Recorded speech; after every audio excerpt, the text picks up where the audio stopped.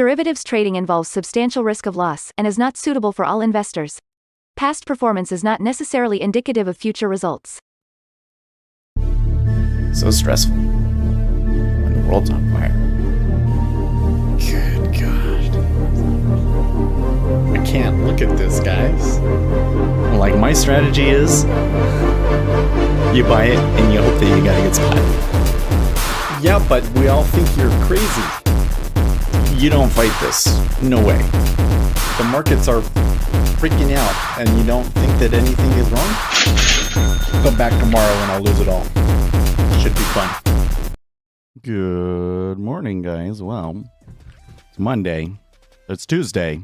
I smelled dog poop. I think a dog just pooped outside my door.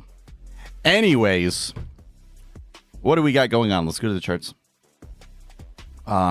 So yesterday we did have a little bit of a move down here in the treasuries because of Federal Reserve members pushing back against the prevailing narrative that has emerged since the FOMC meeting. But overnight, we got a little bit of a jump up because of dovish comments from the Bank of Japan. So we have seen a little bit of upside action. What the flows will be today is anybody's guess, I think, at this point. I would like to see them push down. I still think that the treasuries are just way too high here, but we'll see. We'll see. S&P 500 continues its rally and doesn't really seem to be bothered too much. I mean, they came back a little bit in the overnight, but that all looks just fine and dandy. Here's oil. Oil, they did explode a little bit earlier, but they've come back. It looks like there is some trouble in the Red Sea, but that the United States has put together a pretty solid coalition to deal with that, and it shouldn't be too big of an issue. Gold and silver, well, they're kind of a little bit on the upside, pointed right now. And copper. Well, copper's doing well overnight, but it's still within the range. Here you can see the Bank of Japan. They had a little bit of a move here because of the Bank of Japan president comments. And, sorry, that's this upper one, isn't it? 6J, yes. So, and the dollar getting hit down about 20 cents from that. So nothing too big, but it did move us. So that's kind of where we're at.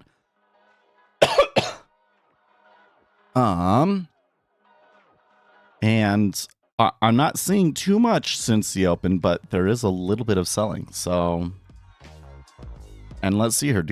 I think we do get some news here in a second, right? Yes, housing starts number comes in about 15 seconds.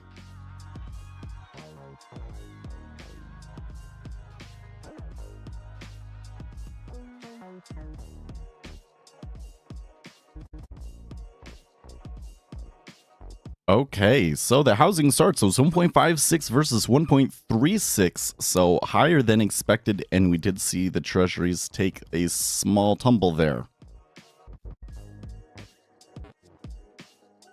I'm just going to let that one simmer. I'll be right back.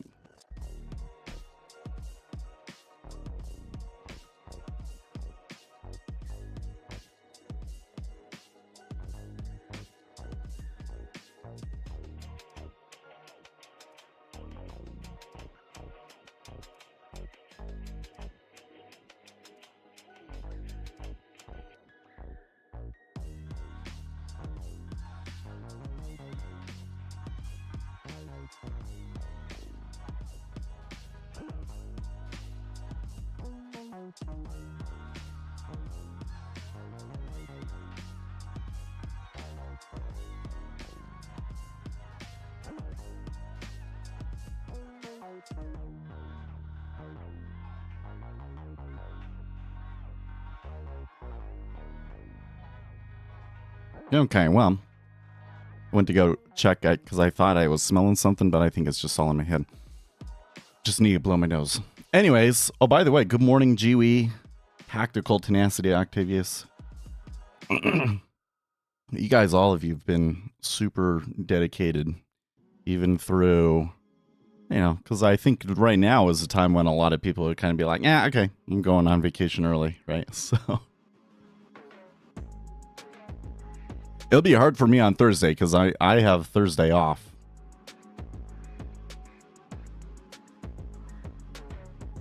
Well, We did get a brief tumble there off of the housing starts number, but I'm not seeing a whole lot of follow-up flow. Worst case scenario, volcano erupts in Iceland near power plant. Well, was it near a power plant? I did see videos about that volcano. Man, if you haven't seen the videos from that volcano, it's pretty wild stuff.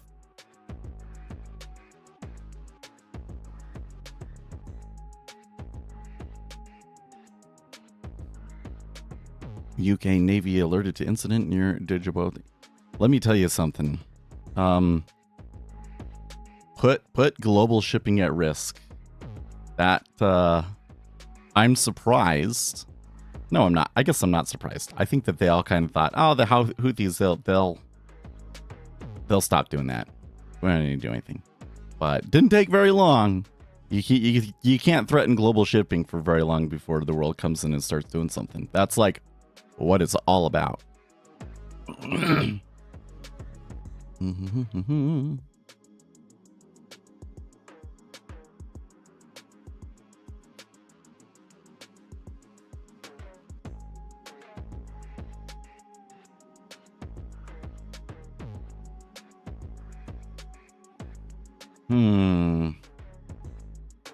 Browsing around here, seeing if there's any interesting.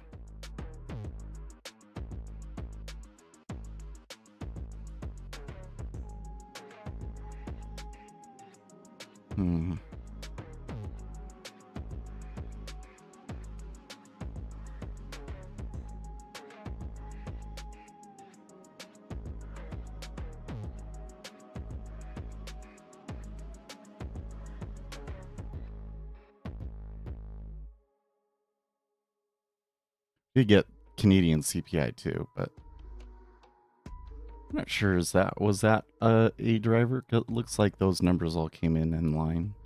Yeah.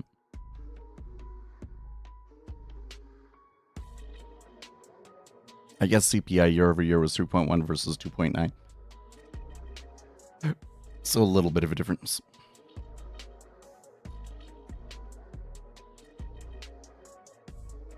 Nope. It's a pretty quiet morning this yeah, it's a pretty quiet morning.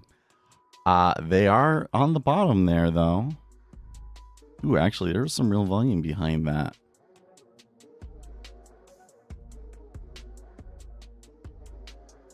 I should maybe give a little bit more attention to that. I mean, considering they were at 395 yesterday, 391 looks really attractive to me. I don't like the spread there in the micros, though. I'm going to try messing with them here.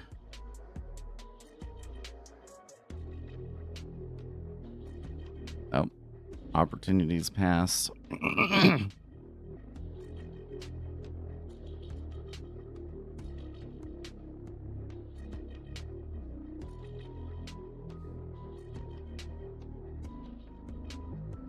They give it more than 4 ticks, I might put an order out there and see if they react.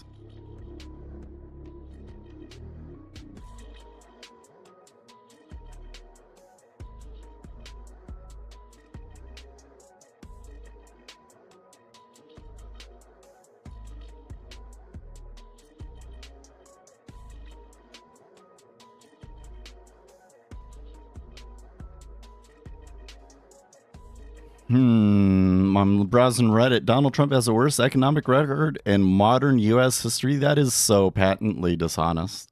I wonder how many people will push back in that thread against that, because we all know that it's just because COVID happened under his watch. You think that that's going to save Biden? Come on.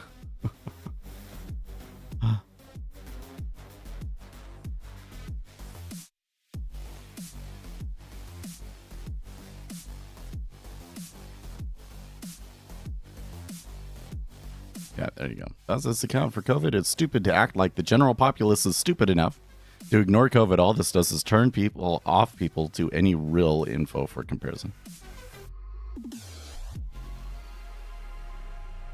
COVID was his fault. Okay.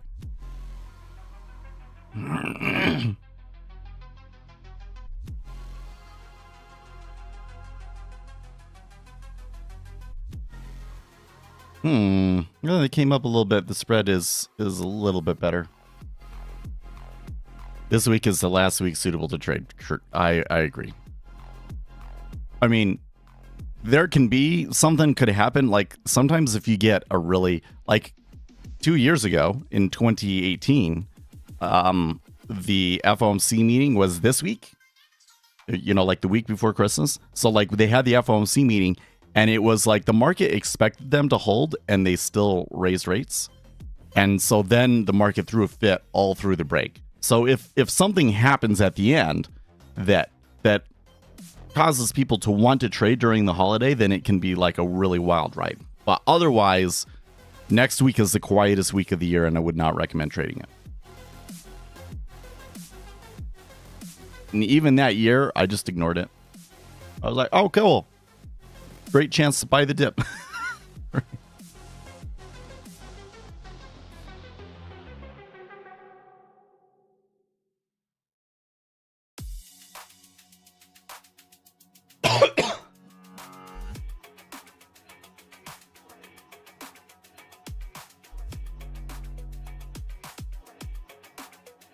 Parasan asks, what's up? There's not a whole lot is up, to be honest. Well, I guess copper is up.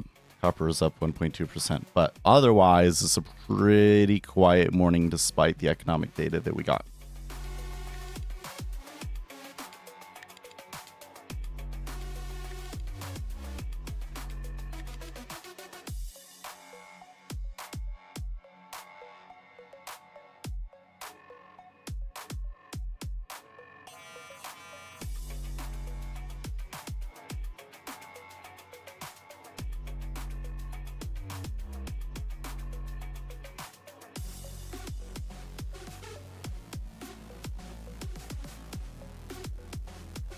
So I'm browsing Reddit to see if there's anything interesting out there.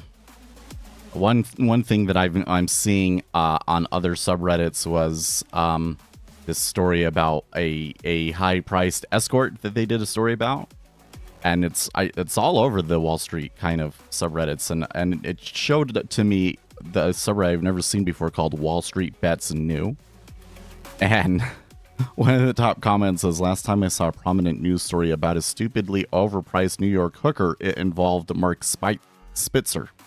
And that was early 2008. I'm like, you know what? This is the Wall Street Bets that I remember. I guess I'm going to subscribe to that one.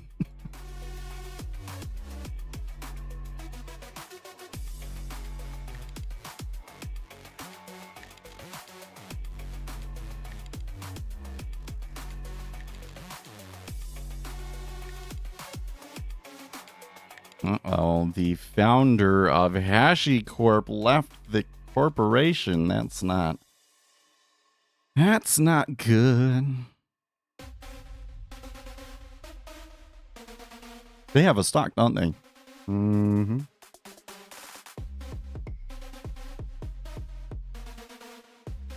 If I founded a company, I would be very reluctant to go public in a way that would that I would lose control of the company, because it seems like corporate America makes a lot of stupid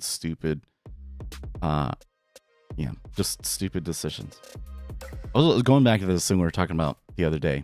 I think the one of the most destructive lies that we were told back in the 80s is that the market is always right. The market is not always right. Not in the short term, at least. Market is very, very informationally efficient. But this group of people that they give priority to whatever it is that the market did that day. So if the market moves up or moves down on your earnings report, that's like a huge deal to them.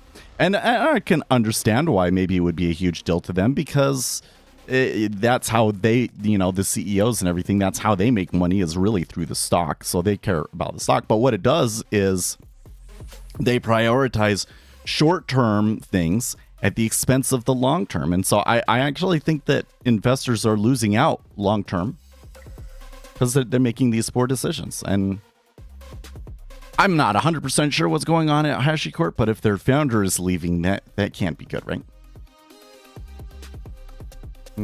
So they're down there at the bottom in the treasuries again. They're not quite giving it that look yet, like it's gonna go. Obviously that can change very quickly. But I'm just noting that they get down there, it doesn't really seem to care.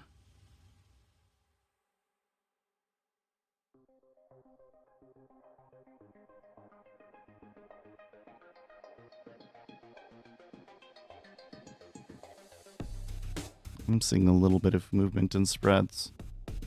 We flattened. We've been flattening the last 30 minutes. So that means for us to go, probably we need the 5-year to take 11.5 first. You can see it's like weak at 11.5, and they're hitting it. It's iceberging a little bit.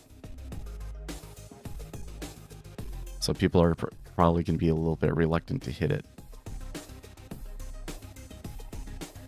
But then if it goes, oh, iceberged again. If it goes, then maybe we could see them tick down across the board. I think some of them took an early vacation. Nah. But I mean, look, if there's not a reason to trade, they're not going to trade, right?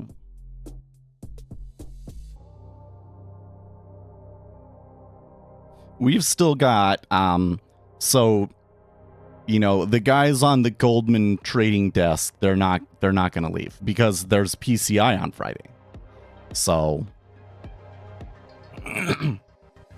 you know, scalpers, just pure traders, market makers, maybe they would leave. But then also, if you look at the liquidity is actually pretty good. There's 25s, 27s up there. Maybe if we get a move, we might get 3Ks. Okay, so there they went. It was brief.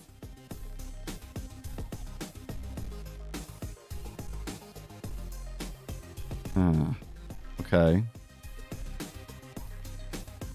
So I just tested them there. Sometimes that's like, well, if I put a bid, do they react to it? They did not react to it at all.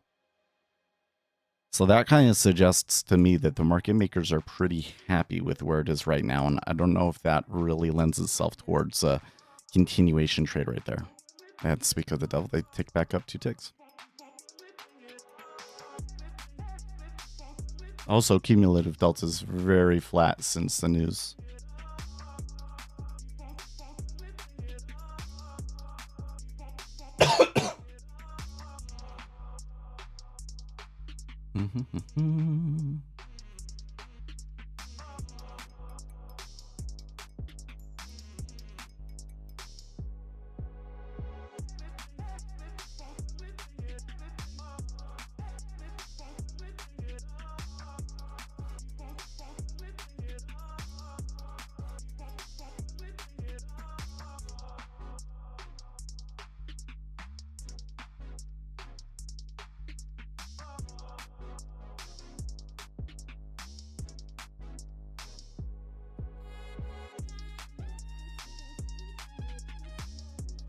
Wow, Berkeley Filters is going out of business? You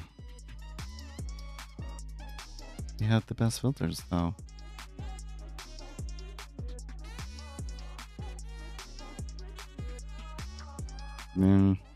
I really think, I don't know, Jiwi, you seem to be taking a lot of trades lately.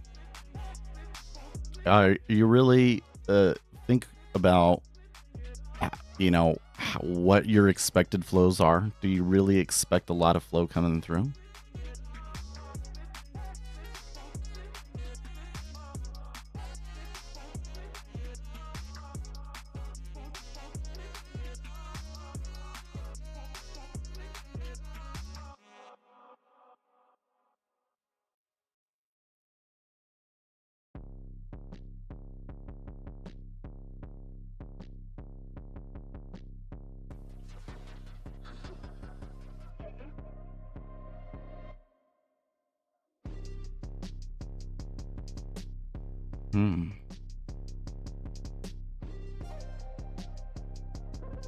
That's funny. This water bottle that I got from Berkeley Water Filters.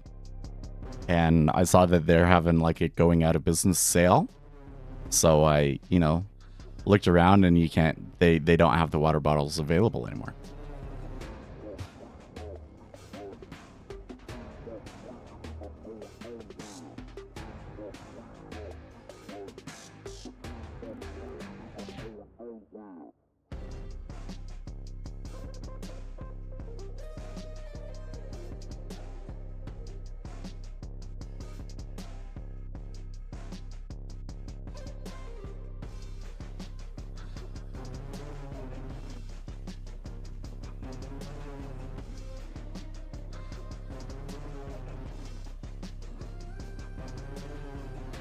Okay, well, yeah, that came back up quite a bit.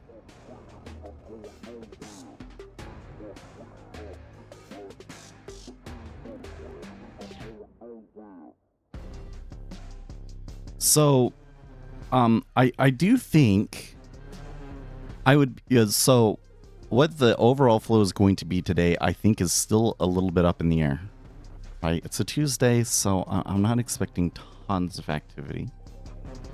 Do we have stuff later today? I should double check that sort of stuff. Yeah, we don't. This is the first time in a while that we haven't had any kind of auctions or anything like that. Fed's Barkin will be speaking on Yahoo Finance in an hour, and Bostic will be later today. So that's basically what we got to work with here, right? That said, the flow since let's say 6:15 my time, so for the last 30 minutes, has been to the downside. I was thinking about 3.9. Okay, maybe they're gonna come back here. But like I said, the flow has been pretty nonchalant here. They came down to the bottom. There didn't seem to be a whole lot of interest. They're coming back up. I'm not sure. There's a little bit of pushing around in here once we got back to the VWAP, but it's still kind of giving me that look that sure, we could take it. Maybe we could take it and go short for in anticipation that it goes down to the bottom. We might be able to get $10, but I don't know if it's really worth it. It's gonna be a little bit slow, probably. My time stops are maybe too short for these conditions. You say so. I mean, I think that in this market, if normally I would want it to go like 10 ticks in the micros, right? But it's just doing that all over the place. Like, if it did move, it would move way more than that, right? Like yesterday, we're at 395, so we're 5 basis points lower.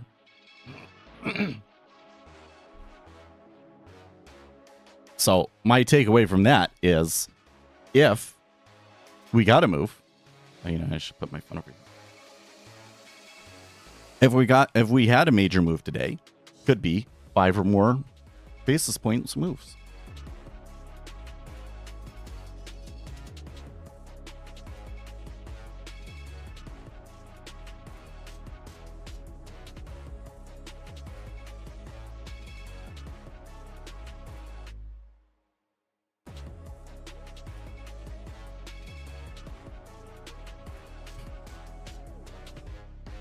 Good grief. Somebody on Wall Street bets my entire net worth betting against Meta. Okay.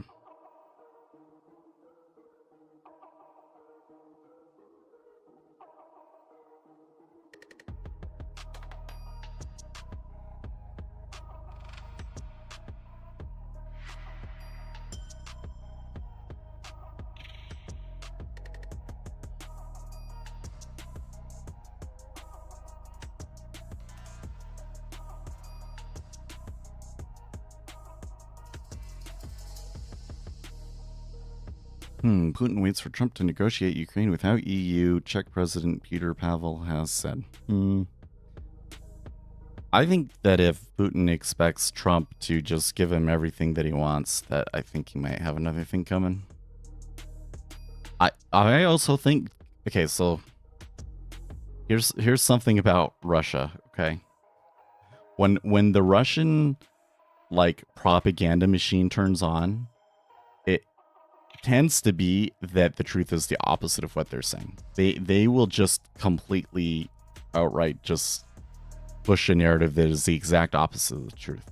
So like right now, Russia is spending a lot of effort saying, we haven't been harmed too much. We're all fine. We can wait you out, yada, yada, yada.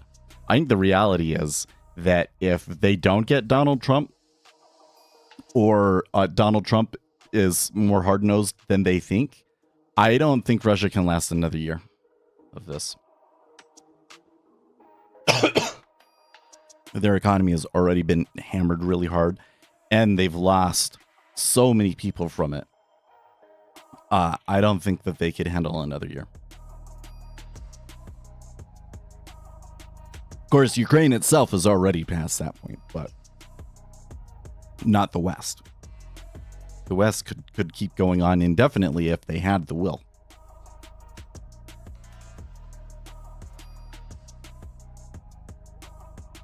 I really do think it's the case that Russia is like on the ropes and they're trying to convince the West to give up right now, which would be like a huge mistake, I think. How much do you want to bet on which? On that Russia can't handle another year? It would be really hard to set up a bet like that, right?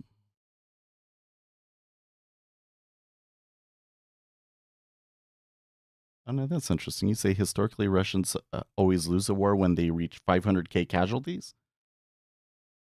Do you recommend aggregating the price levels for more volatile markets like NQ? Asks COL.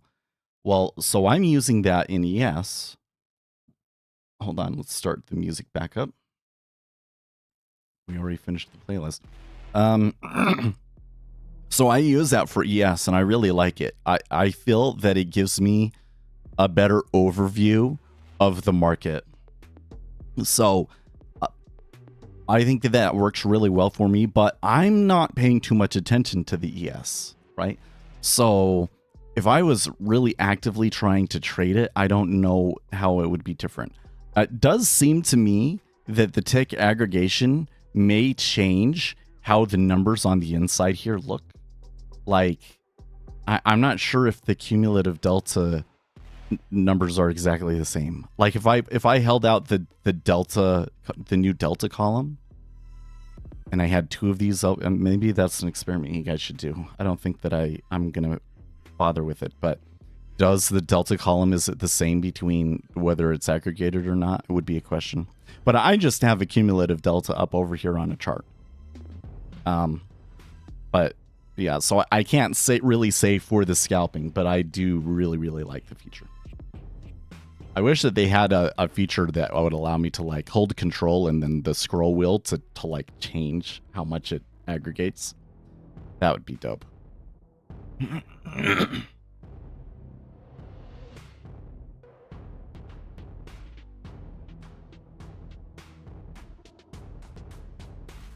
Yeah, I mean, the issue, I think, with any kind of prediction over the Ukraine war is that we want outcomes to be binary, and the outcome is probably not binary. The outcome is probably not Russia wins or Russia loses, the West wins, the West loses. From some perspective, the fact that Russia wasn't able to just come through and topple the regime in 2 weeks, because they thought they're going to make a run for Kiev. They'll have, they'll have tanks in Kiev within a week and it'll be over. And it did not happen that way, right? So just that alone is like a huge victory for Ukraine in the West. It might be a hollow victory if in the end Russia still gains enough territory or something. I mean, the other issue here is that, okay, they come in, they take those breakaway provinces, and then what do? They just do the same tactic again. They pay people to go in and into these other areas and say, oh, actually, we want to be a part of Russia too. And you just slowly do it until, I mean, this has been the whole game the whole time, right? Russia has been an expansionary imperialist power, and we've been in denial about it the whole time. It's like they went into Georgia, just straight up took over Georgia, and they're like, well, they kind of have a little bit of an excuse to be going in there, I guess. I don't really care. Surely they're not going to do the X, Y, and Z. They're not going to invade Ukraine. And now it's like they're not going to invade the Baltic. Oh, they would if they could. Because the only thing stopping him right now is that it would be an open conflict with NATO. It's the only reason that they're not doing it, right? So you could come in and say they have a negotiation and he gets some territory. From some perspective, you could consider that a win for Russia, but they lost over 300,000 people. Their economy is destroyed. The world doesn't trust them anymore. Is it really a win? You know what I mean? So it's not like a binary outcome. So what kind of a bet do you make? Is the bet that you make that there will be some sort of a peace deal signed in the next year? Well, I'm not willing to bet against that. I actually think that some sort of accord could be reached in the next year. It's just the question is like what the terms of that deal would be, right?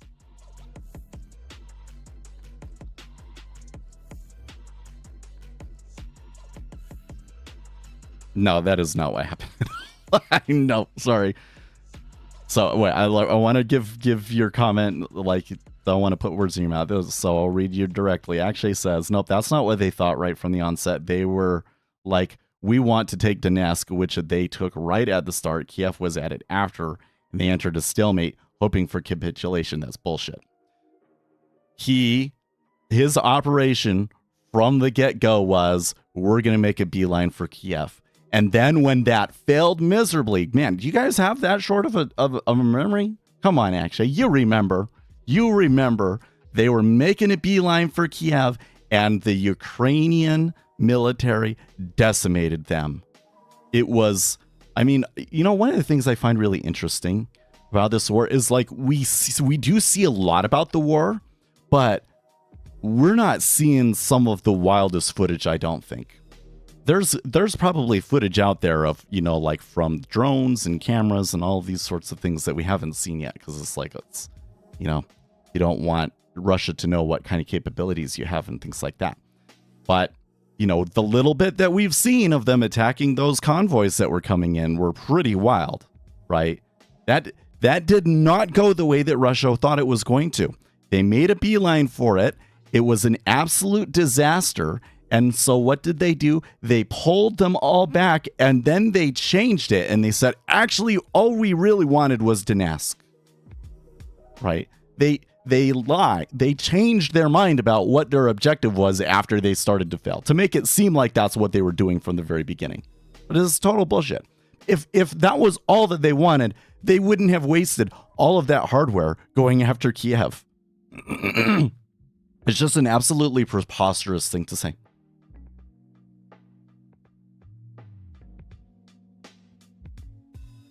This is an absolutely preposterous thing to say.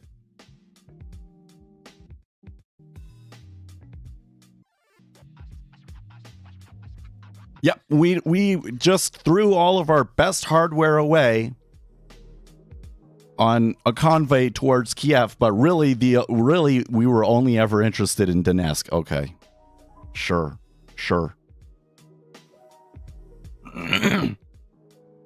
Stretches credulity, or whatever the word is. So it's still not giving me 3.9, but it's not getting to 3.10 either. It's kind of languishing in the middle, which I also don't like.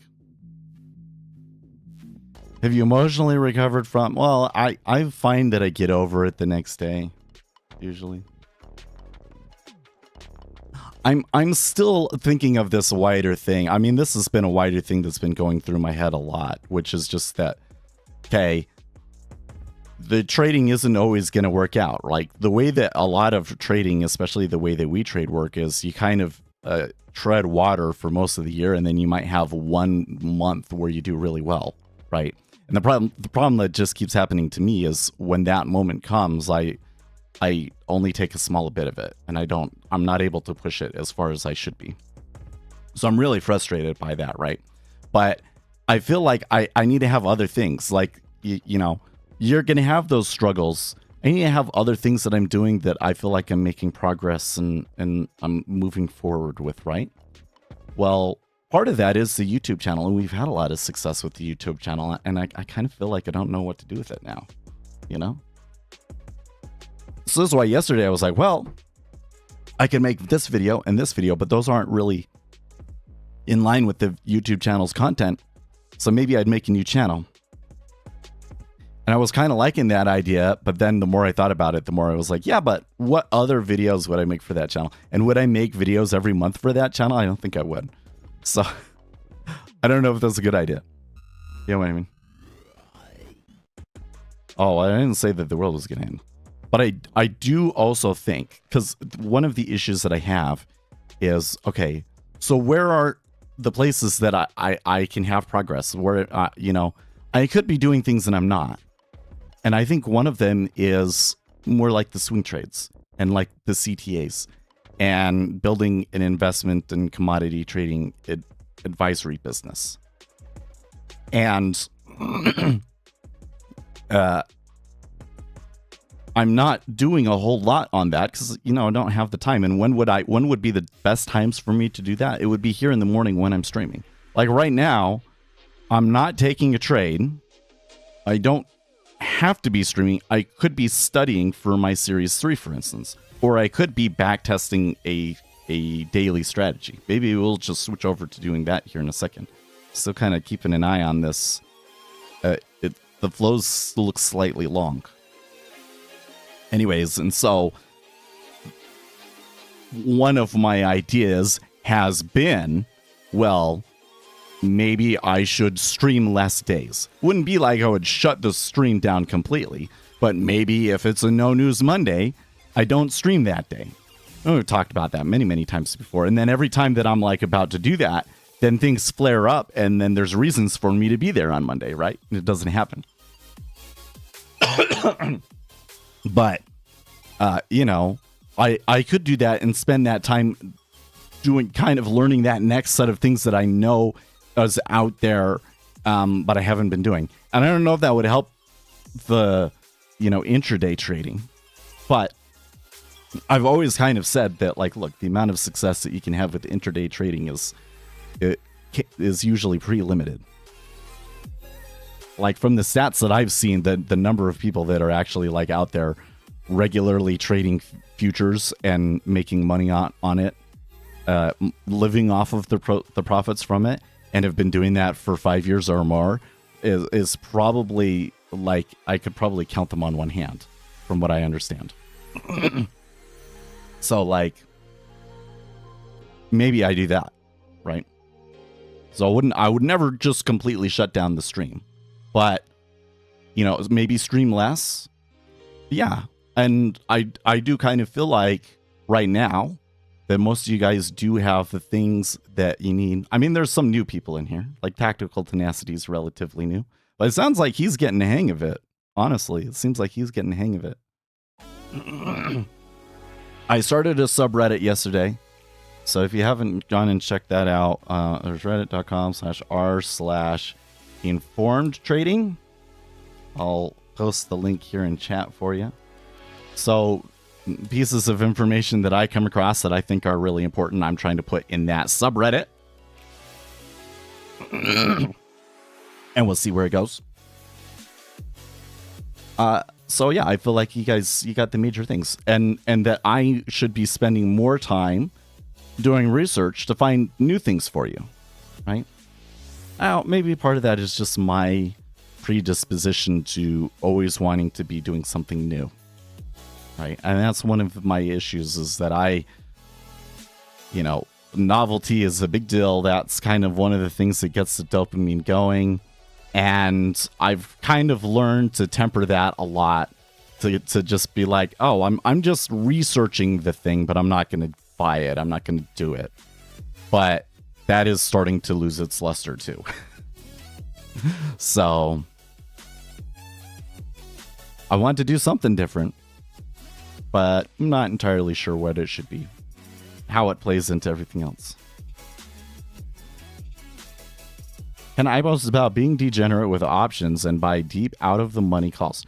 You can post anything in that subreddit that is information that could potentially lead to future orders. So if you have some sort of information specific to an individual stock that could lead to some sort of crazy rise in that stock, then go for it. But I'm trying to make it more like I'm linking to other people. So probably most of them will be zero hedge links and stuff, or Twitter links, but that's where it's at. You could also go into the 2 posts that I've made already and leave your opinion of what's going on with the Federal Reserve right now, right? Because that's what I'm really hoping it turns into, is a place where there can be more discussion from the people that are trying to do informed trading. Because there's like r/economics, for instance, right? But that place is a freaking disaster. Oh my gosh. There's like most of the people that leave posts on there don't understand economics. And there's another portion that they do understand economics, but their motive for posting there is entirely political. And so a lot of the commentary ends up being useless to you.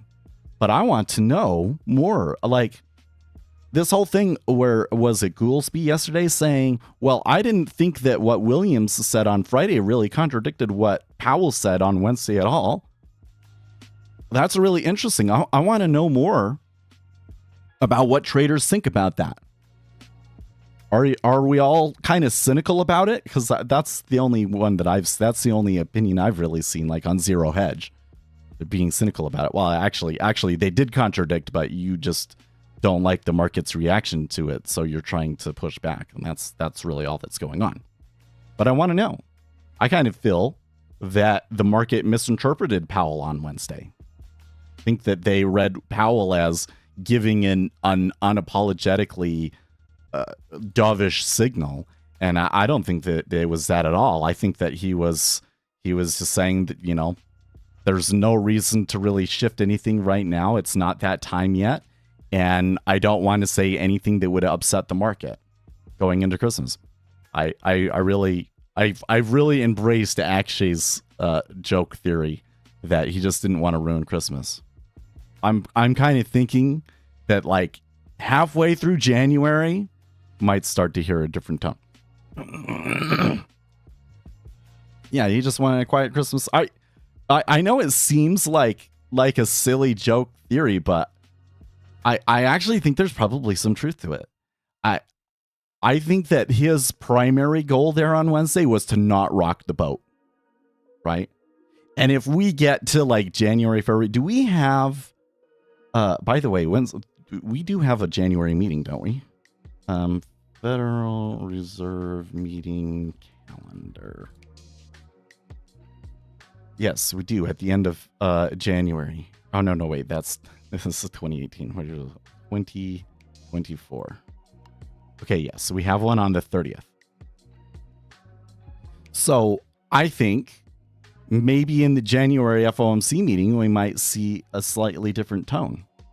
Because if we get to January and they're not sure that they're going to cut in March, they're going to have to start to push back a little bit more aggressively against the market.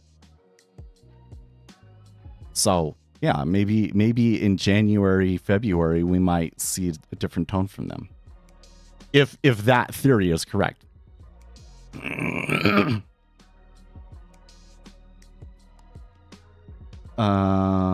What do you mean? Is there a definitive answer as to where we should go with Win 11 now?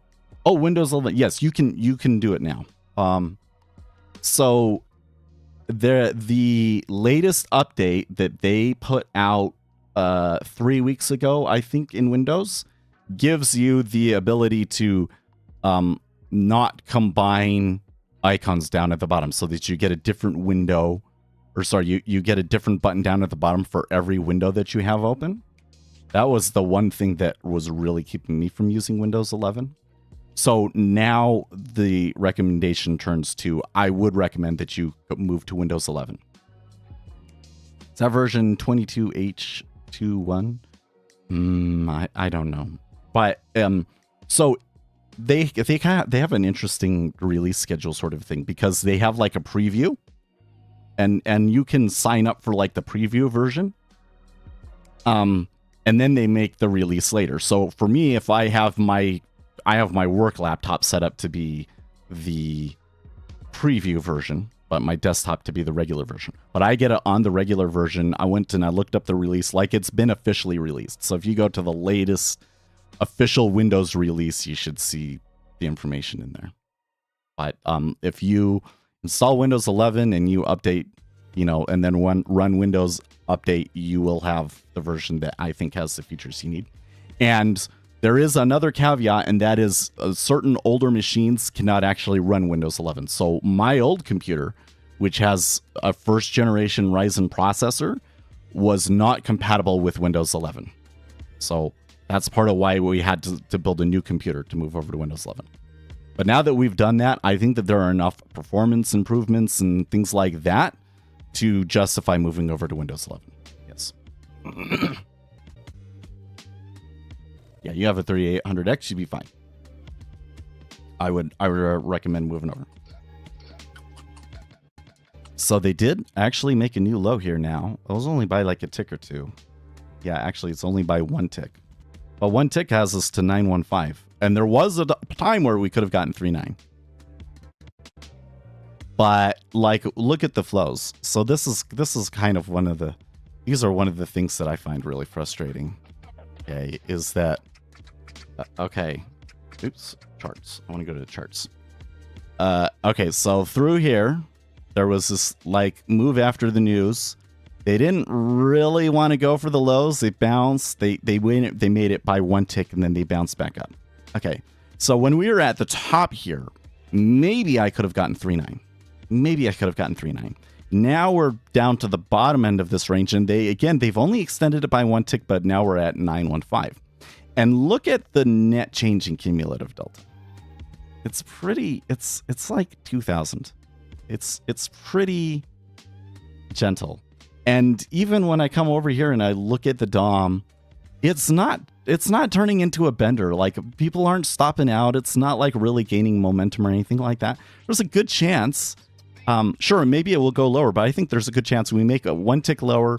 It bounces back up to this like 16 area, and then maybe there's not enough to maintain 1600, and it falls back down, and then you get a little bit more trend. But this is not a market that I really see a strong meta order coming through. And the timing is all wrong too. Like, we're 15 minutes before the S&P 500 open. So that's not really a market where there's really strong hot stuff happening in the treasuries. So for now, I think that I don't want to be participating in this. But just note that could change. If we make another tick lower than that, or if we get below 13.5, then the sentiment in the market might shift then. Also, we have been seeing like buying flows come in later in the session. So like around 10:30 Eastern time to 9:30 Eastern time. Over the last 2 weeks, we've had a lot of trends that are to the upside after that. So there seems to be some other group of players that like to play at that time that move the market that might be more influential. So that means that there could still be opportunity today. But at the moment, I don't think that I see the flows to justify a trade.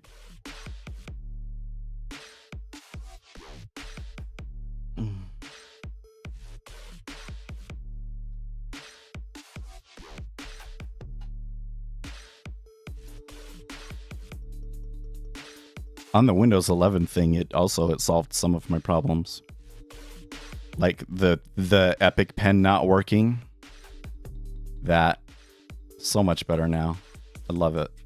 And they've added so many new features since I was, stopped using it, that are really, like, it has this one feature that, it only shows for a little bit and then it goes away very quickly. I really like that, because then I can just say, like, look, they're not really anxious to go down right now. It also, another thing it has is this pointer. So I should do this. Now it highlights the pointer. Makes a little thing when I click. I should probably have that on all the time.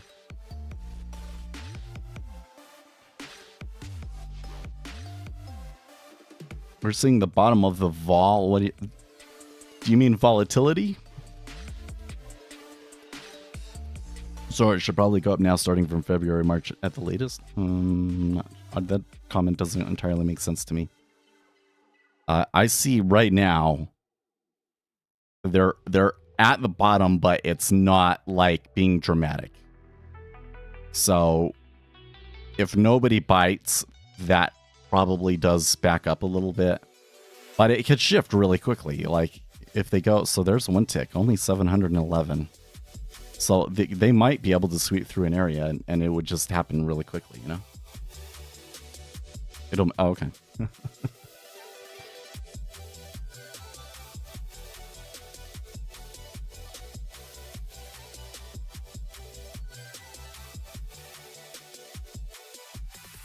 Okay.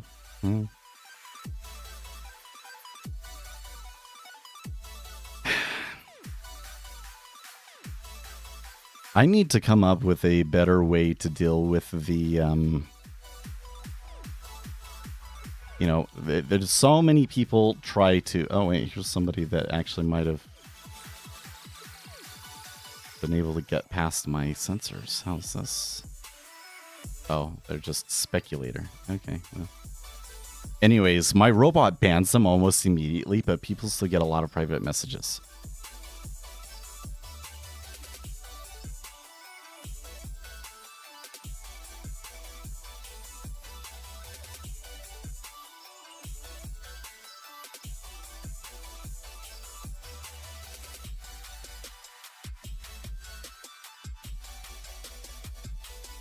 So I'm like, do I need to put like some announcement or something like that? I don't know. I don't know what to do about it. So there was I think it was Anthony Crudelli's Discord. I saw that and I was like, oh, that would be interesting. Let's see what's going on over there. And I was getting so many messages from people pretending to be server admins. I just couldn't handle it. And I had to leave the server.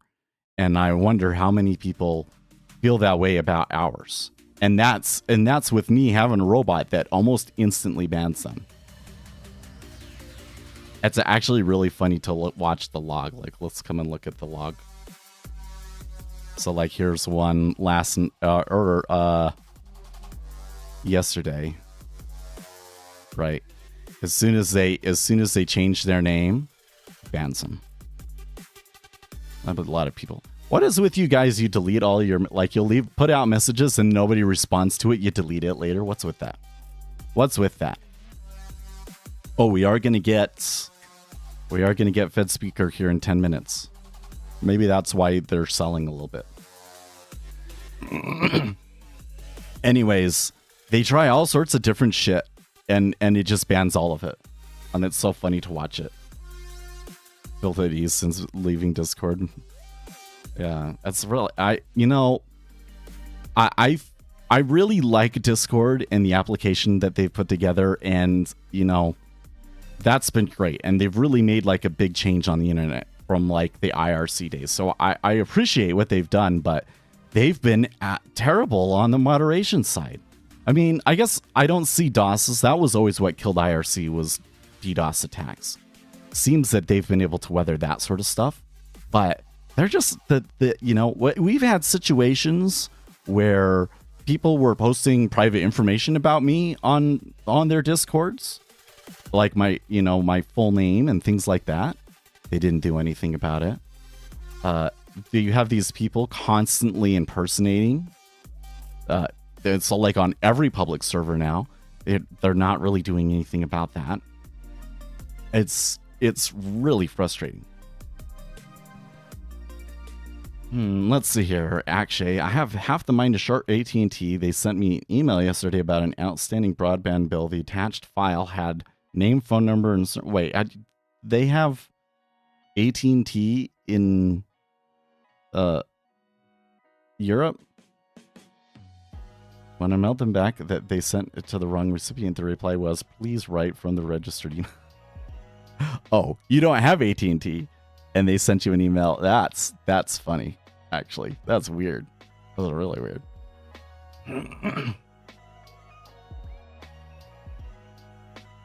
Well, they come back down there. Is still, it's like, okay, so they'd have to eat through 3,000 contracts to take 13.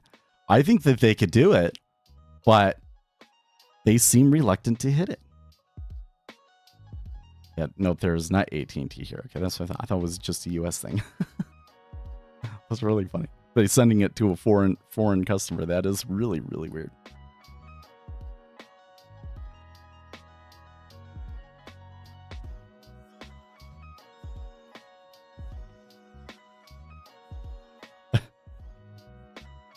Elon Musk will offer new mod package for amphibious Cybertruck. Okay.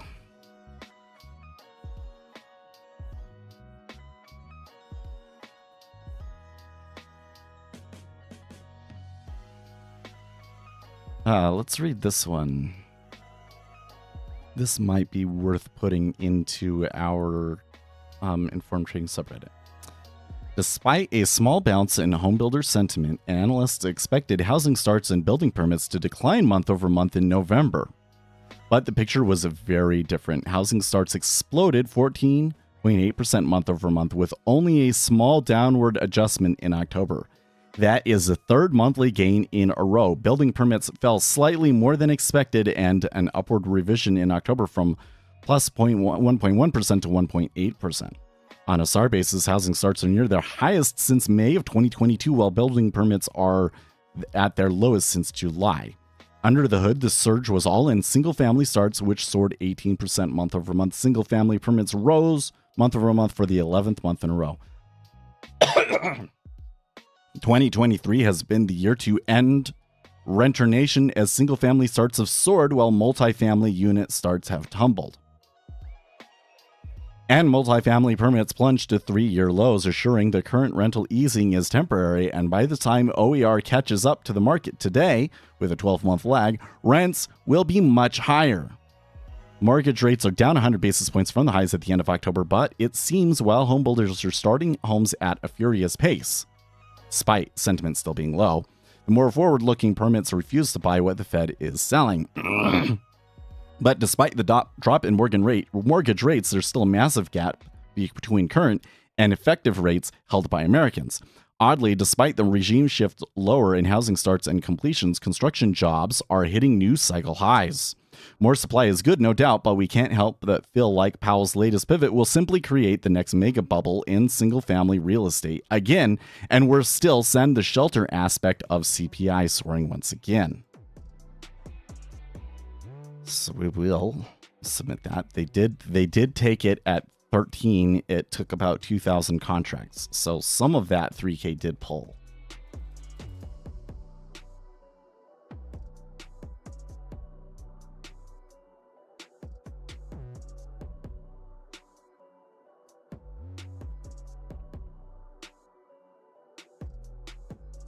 Post.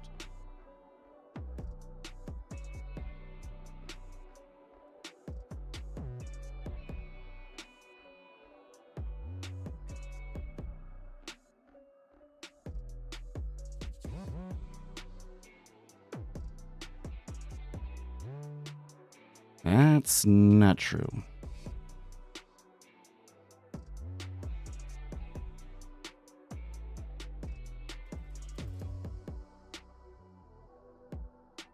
This guy was saying Social Security does not come from federal coffers. It's the largest component of the federal budget. Good grief. I tell you what, anytime on Reddit, I've pointed out how there's absolutely no way to balance the budget without changes to Social Security and Medicare. People hate to hear that. They hate to hear that. Where are you going to make the cuts? You could cut almost everything else. But Medicare, Social Security, and the military, and it wouldn't balance the budget.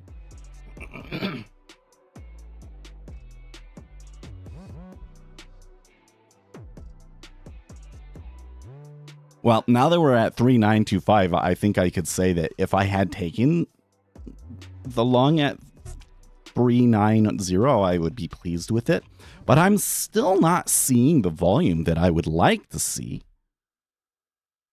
Yeah, not even, and it's not even like, sometimes it's like, it's not really in the 10-year, but you can see it over here. I'm just not seeing it anywhere at all. I'm not seeing really the dollar move either, so I'm not quite sure what's driving this drop lower. Kind of makes me suspicious about jumping on board this. I suppose the market makers could be marking it up because we're about to have, sorry, who is it? Barkin. Barkin is going to speak on Yahoo Finance, and he tends to be a little hawkish.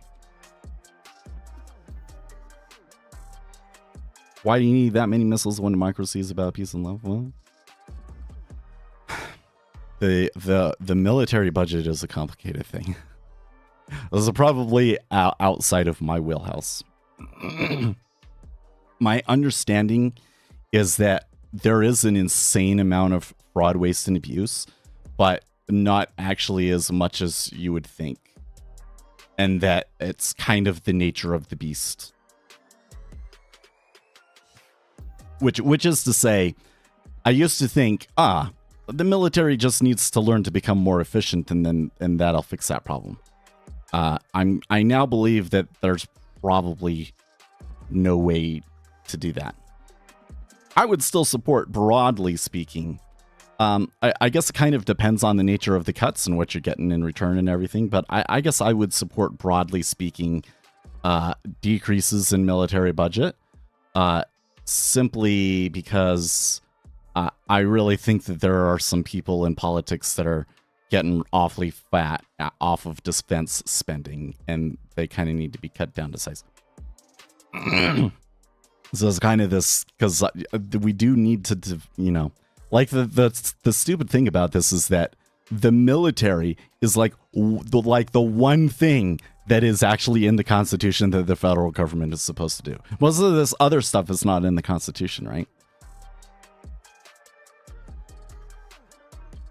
So we are getting a little pause here. This might be a liquidity hole at 12.5. Let's see. I know how to increase the efficiency in the military, bring back harder basic training. I don't know if that has anything to do with the individual soldiers. So, there's a lot of things, like, for instance, the way that they pay contracts, and there's a lot of things that they could change. They would have to change the whole structure of the military, and what the effect of those changes would be, I have no clue. But I don't know if it would actually make as big of a difference as people think.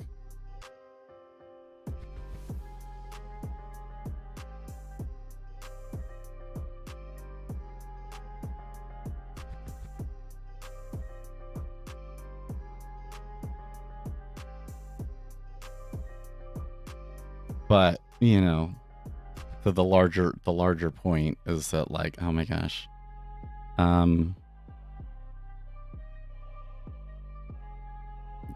That looks like a really, really great image, but it's not giving me, let's see here, it's not big enough. Maybe this one? Yeah.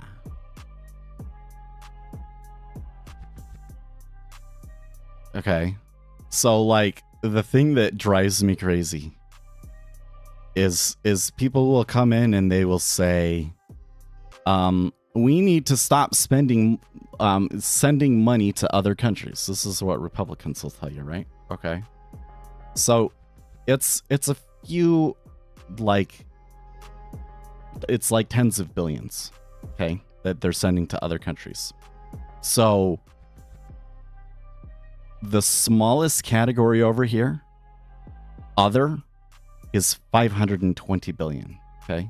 So foreign aid is like a tiny sliver of this other category compared to, and I don't even think it's, and I don't even know if it's in this other category. It is discretionary spending too, right?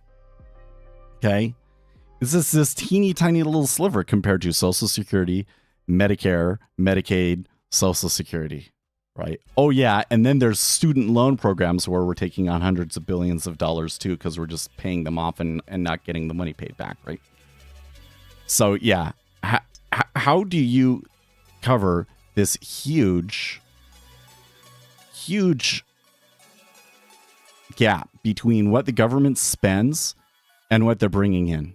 And you think that you're just going to have the billionaires pay for it. It's not enough money. It's not enough money, man. You will have to cut Social Security and Medicare.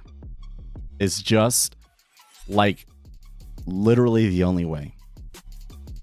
And all of these politicians that are telling you that that's not going to happen are either naive or lying to you. I think Donald Trump is naive. I think that he kind of is being a little...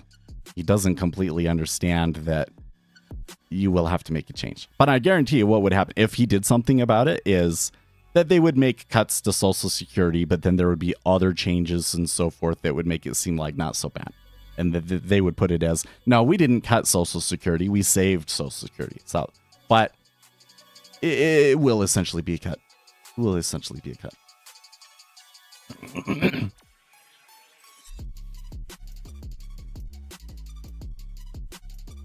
So this guy is saying something that's just like objectively false.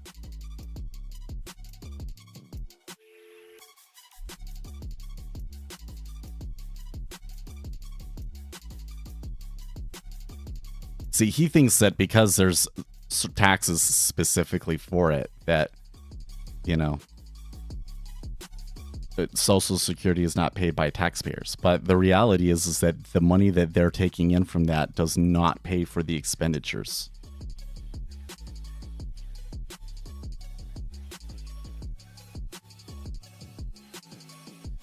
The problem are Social Security, excessive big pharma prices, and excessive military complex prices. If those were way cheaper, well, okay, so on the military complex thing, right? Like, you just realize that we're talking about 1.6 trillion dollars, okay, and Social Security alone is 1.2 trillion. So the amount that you can actually cut out of defense spending is maybe not as much as you might think. You're absolutely right that like our farmer prices are ridiculous.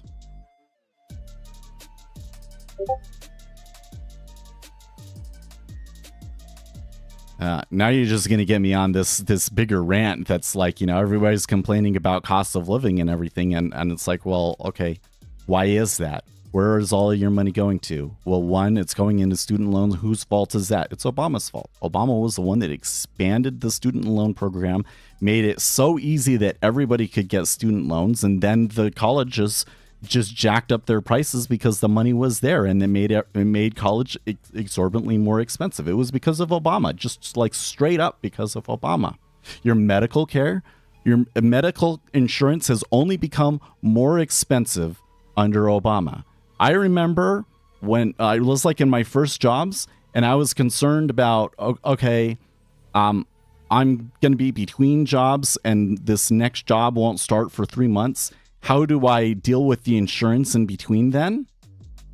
Because you have to maintain the coverage. If you don't maintain the coverage, then they won't cover these certain conditions when you get back on insurance, right? Well, what I was paying then for the Cobra insurance is more than what I just pay for insurance in general today. So like everybody was complaining about how expensive, you know, this concern about pre-existing conditions and everything. The Cobra insurance, which was like if you're not employed and you pay extra for this insurance to keep going perpetually, that was like $300 or $400 a month, and I spend like $1,000 a month on health insurance now. Okay, so like Obamacare made insurance more expensive. It's a freaking Obama. Housing is expensive. Okay, well, in the aftermath of the 2008 crisis, their focus was on punishing financial companies. And so what they did was basically the capital for developing houses and so forth dried up. And it was like, it's so expensive to like sit and wait on things getting approved and everything. Like the return on capital that you get from building houses isn't that good. And so for the last 13 years or whatever it's been, they haven't built enough houses. It's a direct result of the Obama years. Almost every one of these things that you're dealing with right now, I could turn back and point to you something that happened during Obama's presidency that contributed to the problem. And it was just, all it took was an inflationary run, and then it all took off, right?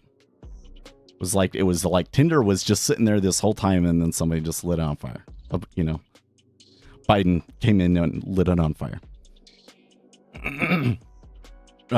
Prescription prices. Donald Trump fixed the prescription prices thing, and then the first thing that Biden did was come in and rescind that. And he's tried to do some things, but he hasn't really done anything about it. How long? I'm talking like 2006, 2007.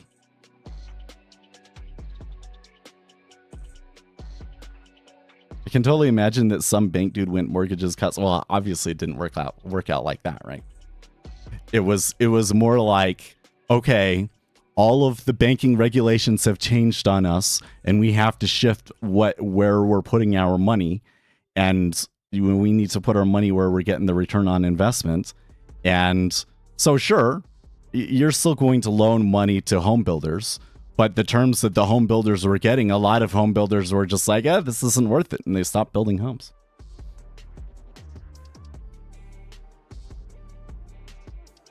Explain to me, why is it like... Let's see if I can find a chart for you.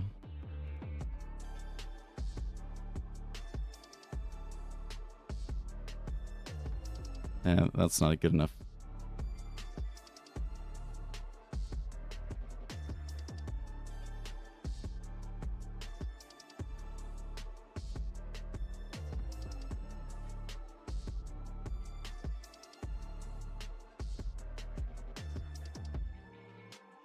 Yeah, that's not a good one either. Come on, I know there's a good chart here. It goes back far enough. Okay, Barkin's speaking, by the way.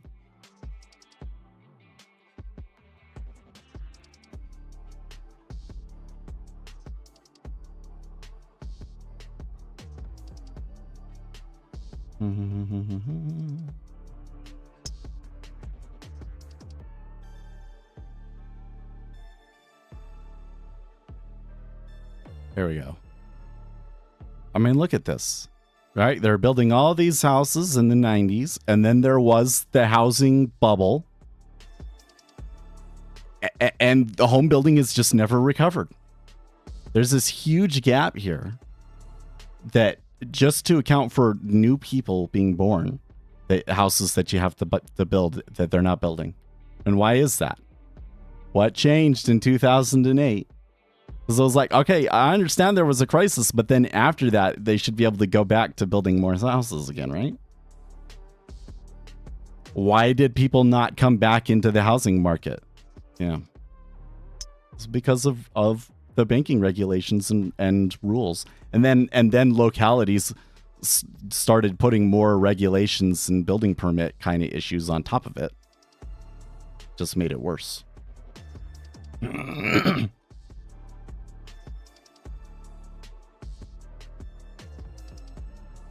Barkin says that he thinks inflation is more stubborn than the average Fed forecast, but he hopes that he is wrong. So he is speaking a little hawkish, but so far the market has actually bounced 2 or 3 ticks. What was the average rental yields on builder-owned residences? I don't know if rental yields would really matter, right? You know, what I'm talking about, like, even just people owning a home, right? So really what it would be is like, what is the yield on building a new single family home, right? What is the profit on building a new single family home? And I'm saying that it declined significantly after 2008. So they don't build as many homes. And when they do build homes, they tend to be more luxury homes.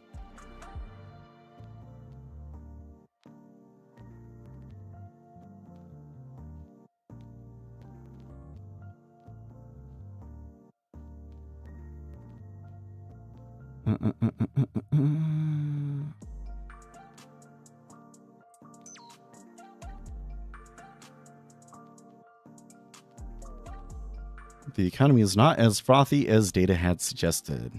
I'm looking for consistency and breadth in inflation data. It doesn't look to me like Barkin is gonna like really jawbone the market lower like maybe we had hoped. And it also does look to me like the move down in the treasuries that we had was people trying to front run Barkin. So I think that I made the right call there. I don't understand U.S. real. Yeah, I was. Well.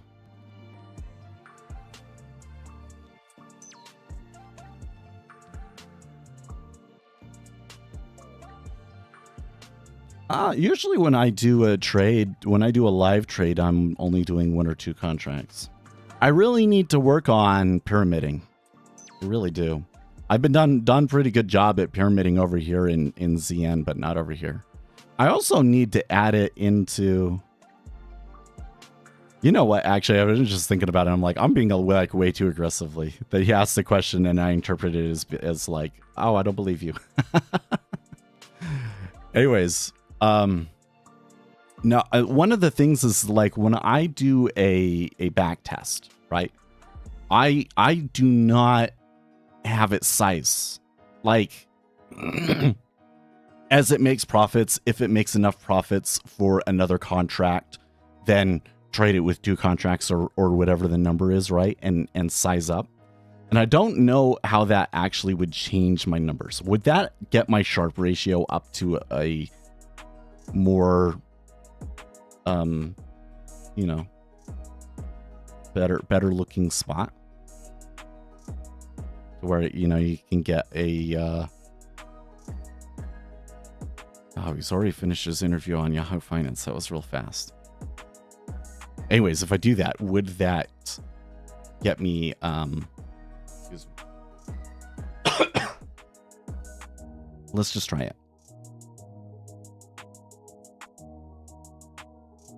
I don't really, now that Barkin's done and this is reverting back, I don't know if this is really a market that I want to mess with. So let's come back to our vote strategy. And let's add, so how should I decide how many contracts I want to trade?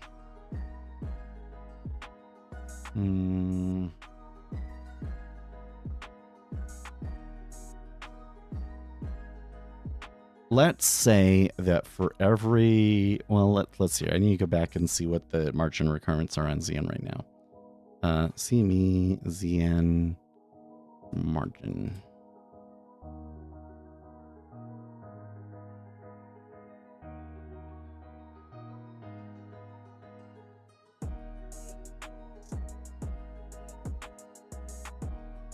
Now that's weird. Why does it tell me the maintenance margin and not the initial margin? What's the initial margin?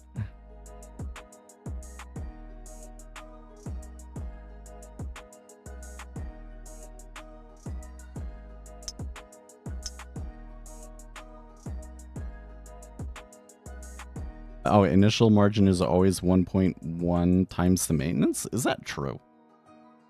Because I'm doing all of these things for the Series 3 where they're telling me these different, like, this is what the initial and this is, and how far would it go before you'd get taken out? So what you're really telling me is that it's the same across the board. So any instrument that changes more than 10%, you would see people stopping out. You have told me this earlier as well. Yeah, maybe you have. Okay, so if it is 2, 125 times 1.1, it's 2337. Let's just say that it's 2500. Const margin. They're still kind of moving around here in the treasuries. It might be, you know, they might actually do something interesting here.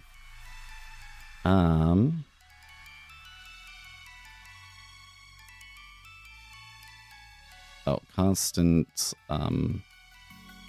double margin. Okay.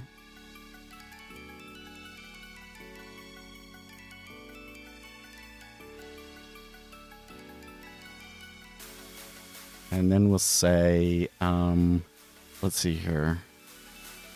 Do I have it over in here? I don't know where it is. Oh, what was I doing the other day that I was trying to get this information about something? Oh, yeah, it was over here. It's in this optimization fitness. Yeah.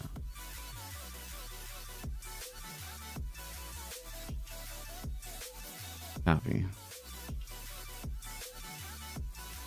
Okay, so I can come in here and I can do this stuff. Right?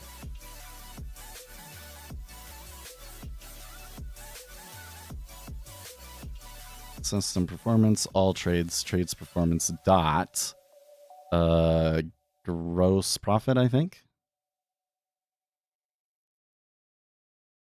Or net, or is it net profit? Net profit, yes, net profit divided by margin equals size.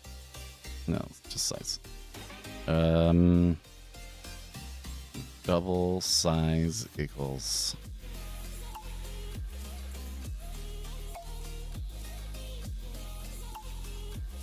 and then let's see here.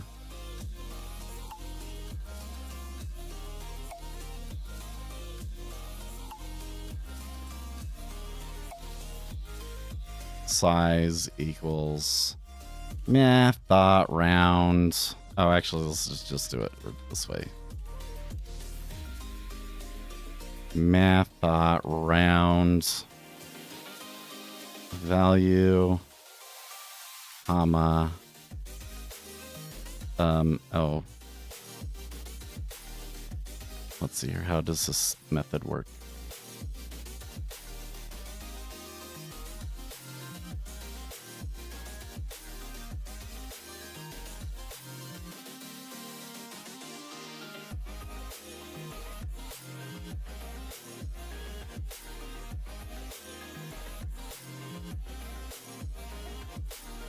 Oh, I just should just use math.floor. There we go.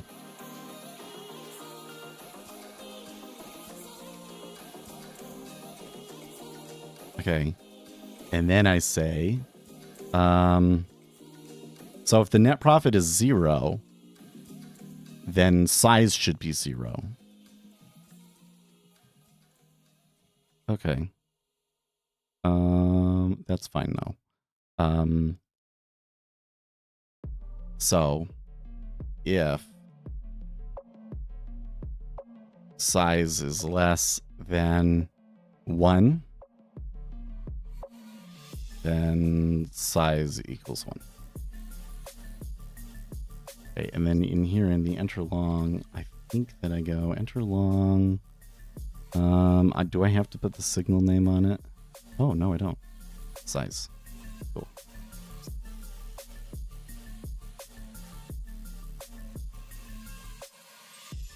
Tick up there. There's kind of fighting a little bit, isn't it?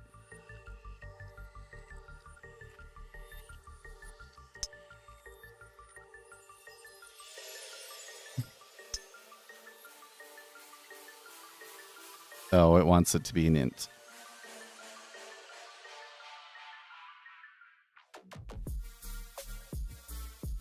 Does it work now?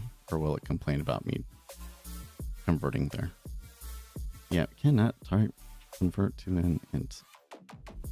Int.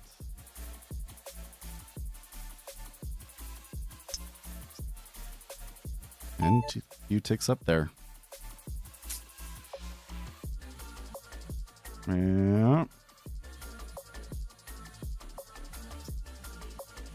See, I think I got this thing figured out, right? It's like, yeah, they're all going short, thinking that the Fed's going to jawbone things higher, and then those traders just get stopped out of their positions. And that's what keeps happening. And I don't need to play. Okay, so if I take this one and I run it again, does that change the performance? It did change the performance. Wait. But it did not change the performance in the way that I thought it would. Oh, wow. Interesting. Very interesting.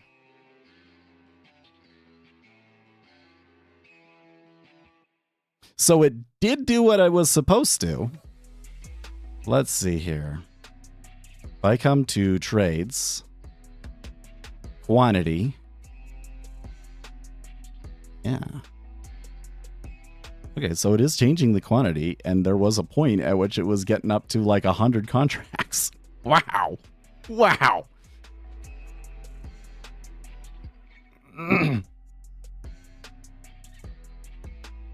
But why? Okay, and all of these other stats, no, that's not quite right. Something else has changed here with it, because... Oh, no, wait, 52.96, 52.96. Cool. Okay, so our naive attempt to size does appear to be, like, functioning, but it did not really help the strategy. It actually made, well, oh no, I take that back. It did increase, no, the Sharpe ratio is the same. Sharpe ratio is the same, and it just had a larger max drawdown and a weaker total profit by the end. That's interesting. So, maybe now we look at the Kelly criterion and try it that way.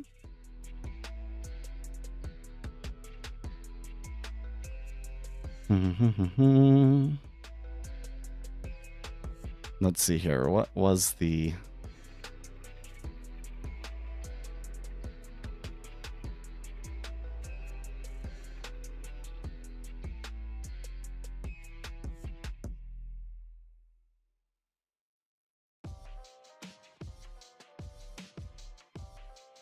F is a fraction of the current bankroll to wager. P is the probability of a win. Q is the probability of a loss.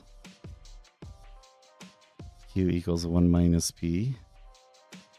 P minus Q over B. P minus 1 minus P over B. B is the portion of the bet of a bet gained with a win.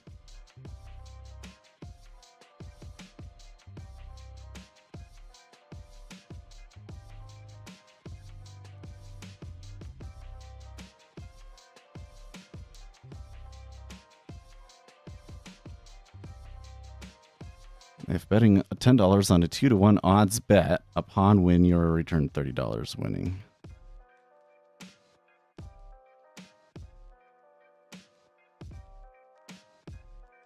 Betting $10, you win 20, and it's 2-to-1. Okay, so...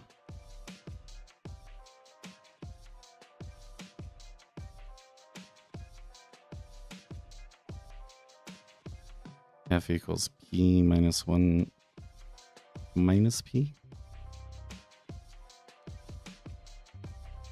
I'm not 100% sure how I want to apply this to what we're doing.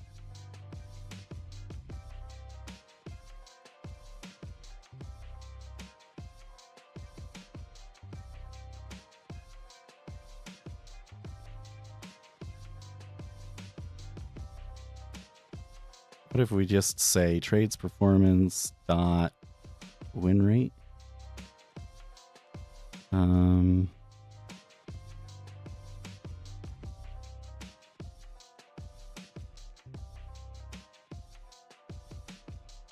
I think it's percent, but let's double check here.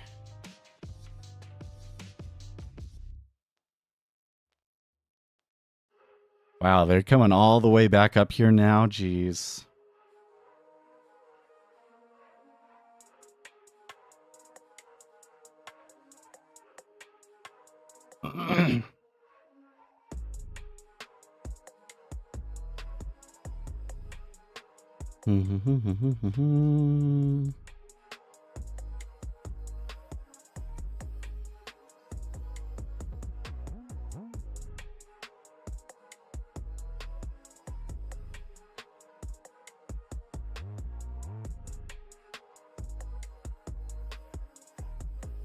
Oh, system performance.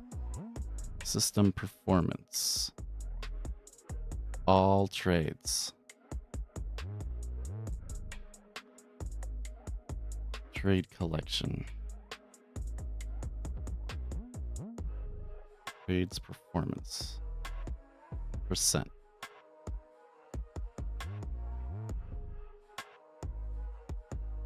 Performance metrics, maybe?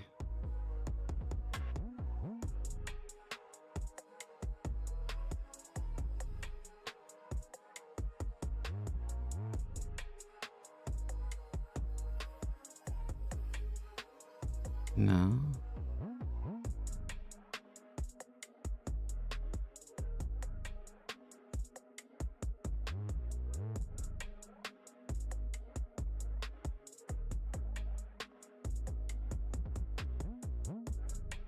Well, I have the win rate is 50%, so let's just say that P is 0.5.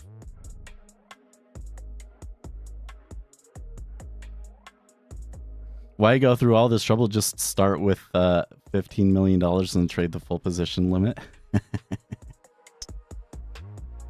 Well, I want to see what the difference is now. I don't know if this is actually going to do a whole lot to help me, right? But it's kind of interesting. So what we actually get is, oh, okay. Yeah, let's just, I think that I could just do it with like, if I say my probability is 50% and my win rate is 1-to-1. So 0.5 minus, oh, whoops. 0.5 minus 1 minus 0.5 over 1, which is 0.5 minus 0.5. Oops. Oh, because it's saying that that's break even, so you shouldn't risk anything. I gotcha. Okay. My B is actually 5-to-1. My B is actually 5. Is the max. Well, let's just say it's 2. 0.5 over 2. It's 0.25.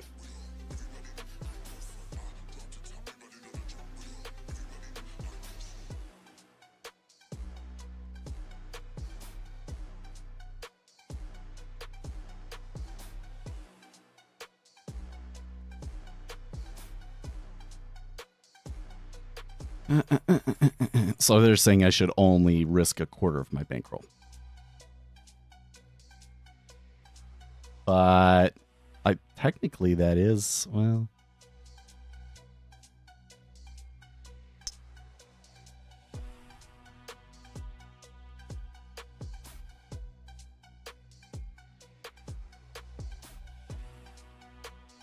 so I could come in here and I could say net profit divided by 4.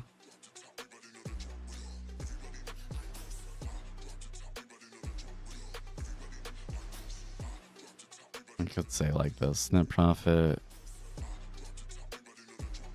This is not actually like you really using the Kelly criterion at this point, right? But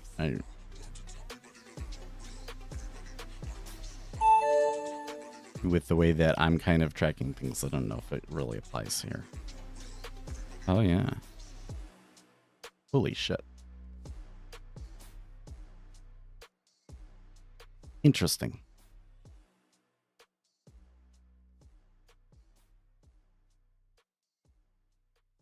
And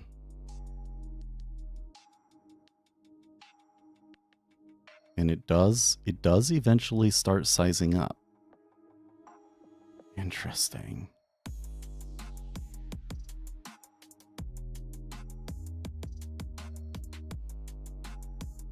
But it's interesting that the Sharpe ratio is not affected by that. Shouldn't the Sharpe ratio be affected by the total profit? Like if everything else stays the same, but the total profit goes up, shouldn't the Sharpe ratio go up?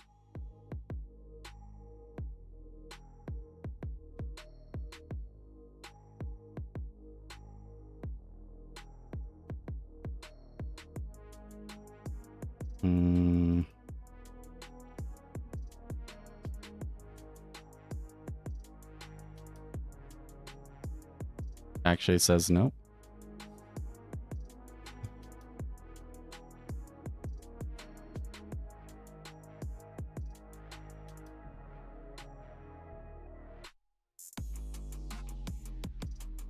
How does it determine what the risk-free return is?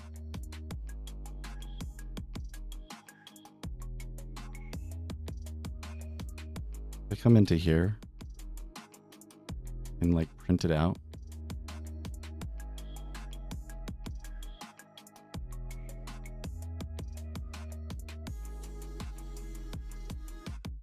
Because your standard deviation goes up the same proportion. Gotcha.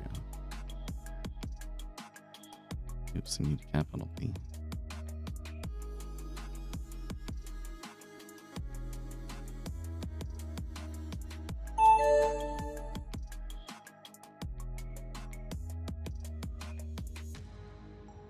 Run. Oh, where's my? Oh, maybe I don't have one. Ninja script output window. There we go.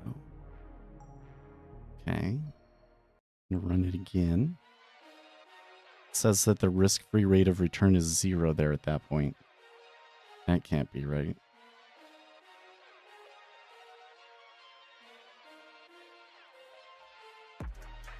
Maybe I could do it every, well, when did I do it?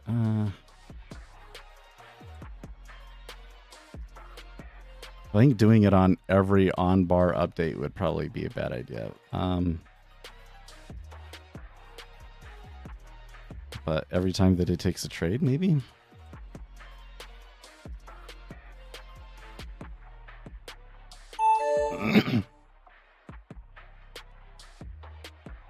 No, it's just always 0.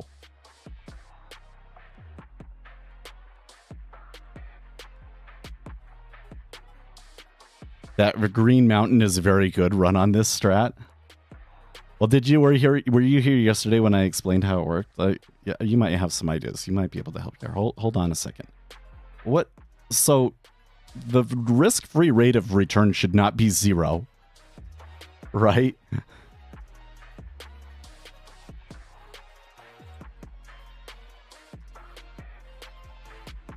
Like, I think that we should do this with like, so I'm going to come in here at the configure. When would you do it? They have the example that they have. They do it on the on-bar update. I'm going to do it in after data loaded. Okay.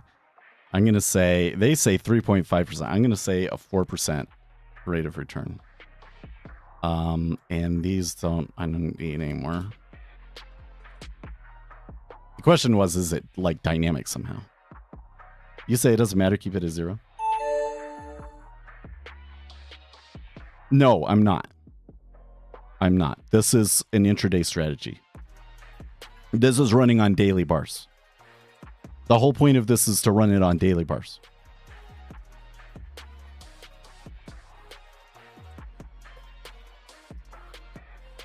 Ah. Gotcha. Yes, I should have expected that.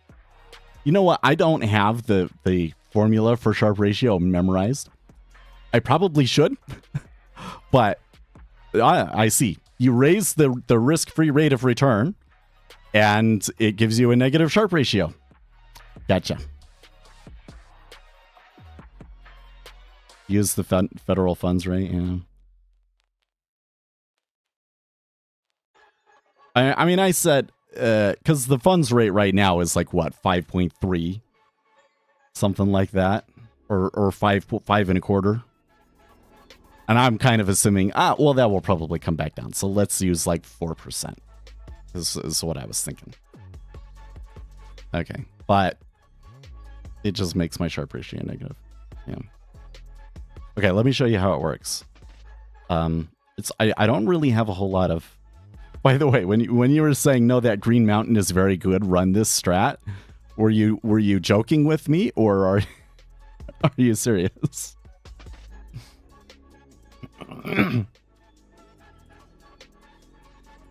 It's a little curious there.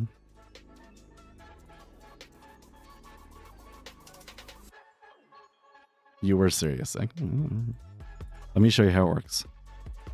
So, there's something called rate of change, which would basically be like, well, let's open that up. Let's open that up. The rate of change is a built-in indicator for NinjaTrader, okay? So it is input 0 minus the input period divided by input period times 100. So, oh, and where does input period come from?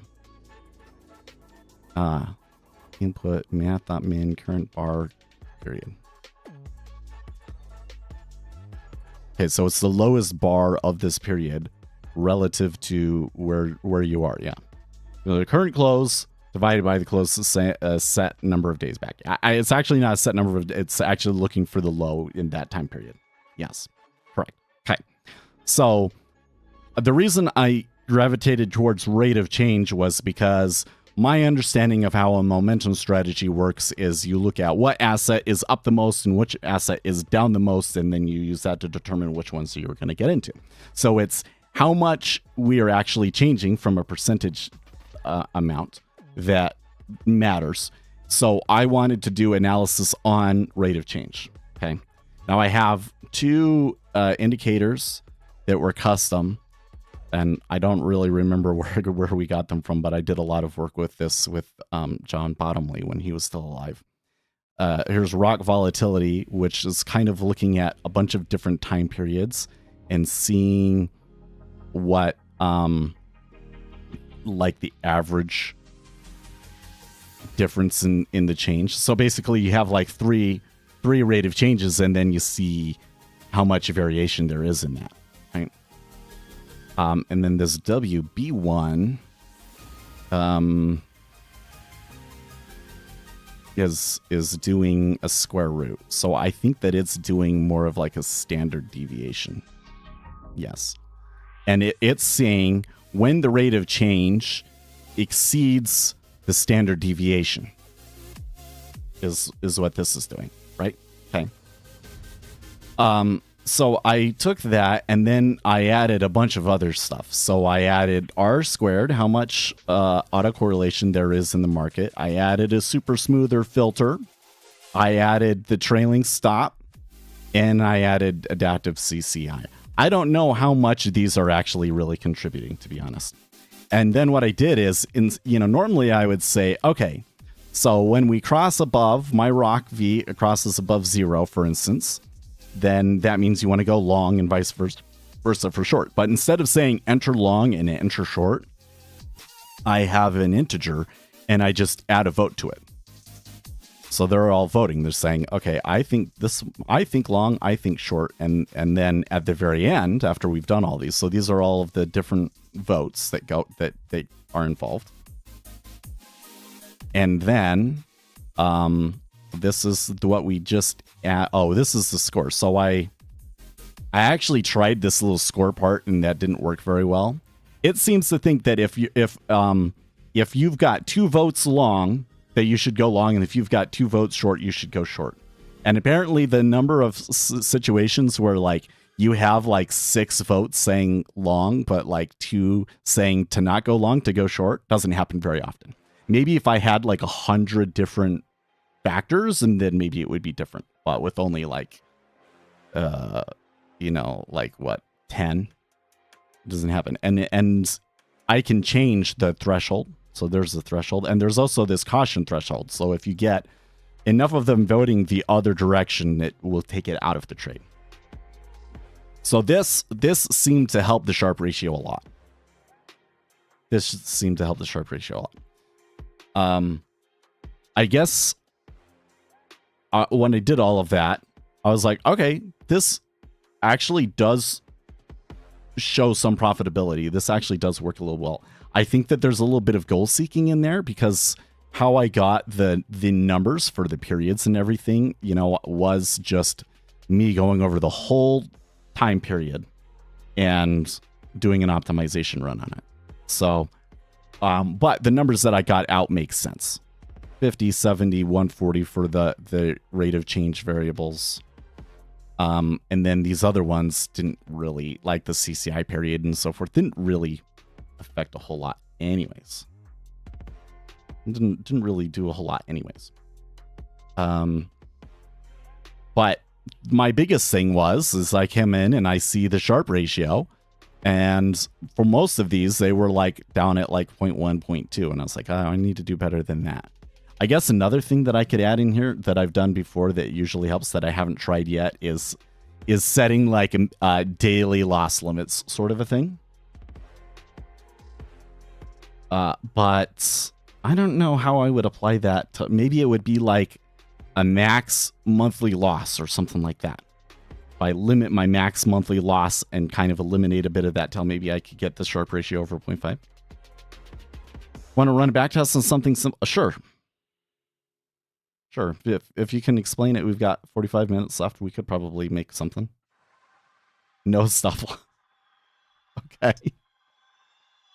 When I started this one, there wasn't a...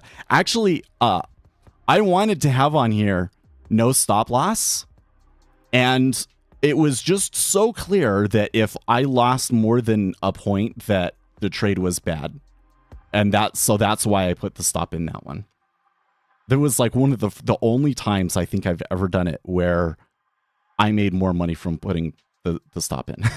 You almost always make more money by not having a stop in a back test.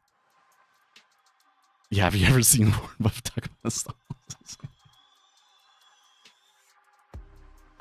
I definitely know. I like the way that I think of it is like you have a bunch of noise traders out there trading, right? And what they're trading on is actually random. So if the market was all composed of just noise traders, who would win? It would be the guy with the largest stop. And what will happen is the market volatility will increase until the guy with the largest stop gets stopped out, and then you start a new cycle. That's the way I think of it.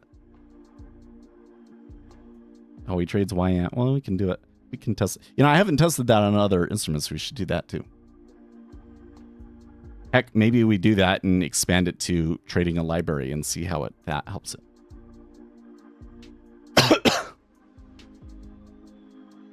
Is it a trade that does it on that I can run on a daily data series? Oh my gosh, you're killing me. Okay, what's the RSI? But what's the difference with his RSI? He uses okay. Well, we can do it on hourly.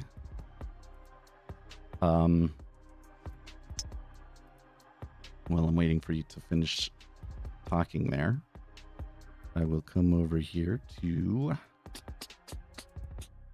old PC and pull out the old bin custom strategies oscillators. I'm not pulling them all over because I want to only have the stuff, but I'll make a new folder for oscillators.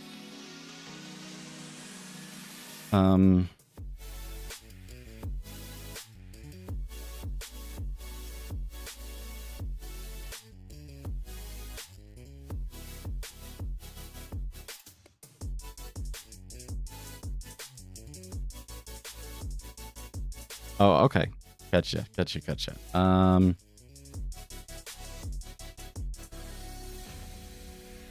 think I can do this actually. Do I have Let's see. I think lizard indicators might have something that lets me do that.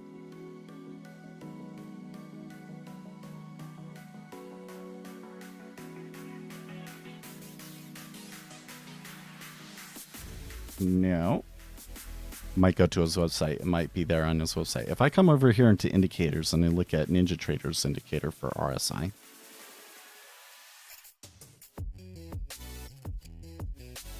Okay. He's using an SMA.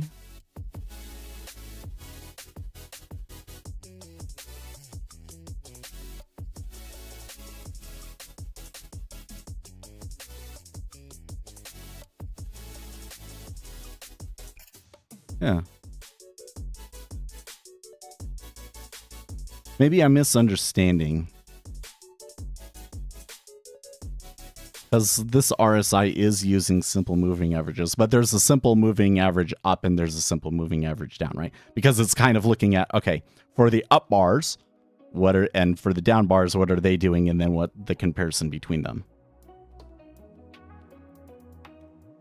RSI is actually a really clever indicator, I think. Oh, I still have one that's super RSI. What's super RSI? Hit it with Notepad. My RSI, and then I have a super smoother on it.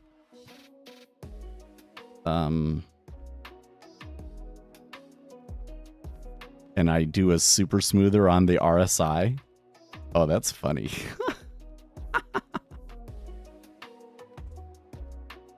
Are you sure that he doesn't do a simple moving average over top of RSI or something like that?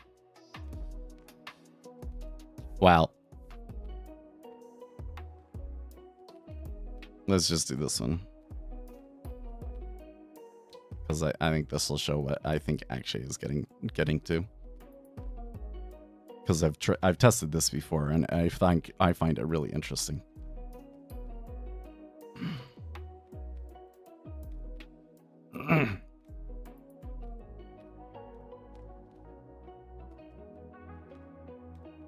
Dang.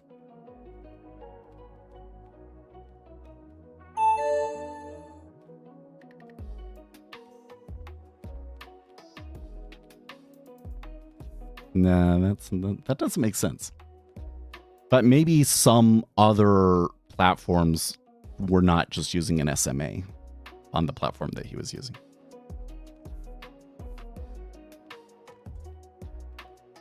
Okay, so RSI strat. Don't use targets. I'm just going to use the default settings and I'm going to change it to 60-minute bars.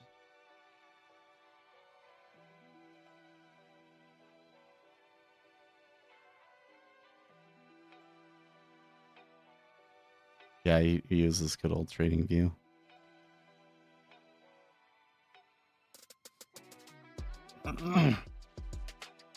It's actually taking a little bit longer than I thought, but it's probably downloading the data for the first time.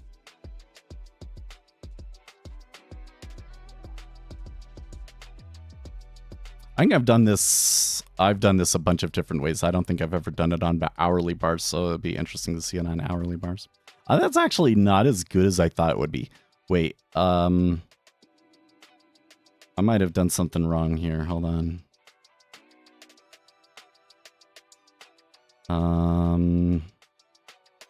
Use targets, so is unchecked. So if it's false, then it doesn't set the stop loss or target. Okay, well, maybe I just need to optimize it, right? 50 to 100 by fives. Underbot. 0 to 50 by fives. Right. And then we can do this min thing. Let's do it by like between 5 and 90. And the smooth will do up to 5. Increment by 1. That should give us a lot. Cool, 10,000 iterations. Here we go. Hopefully this stream doesn't... Not, you know, I haven't been missing any for when we did this yesterday, so I think we should be okay. Not going as quickly as I thought it would, though. Oh, he's doing the opposite. Yes, okay. Wait, I can switch that too.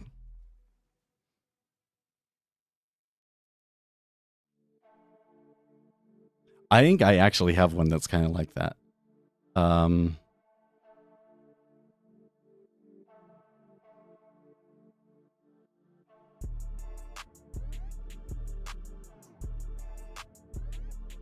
Anti-RSI. Kind of does something similar to that.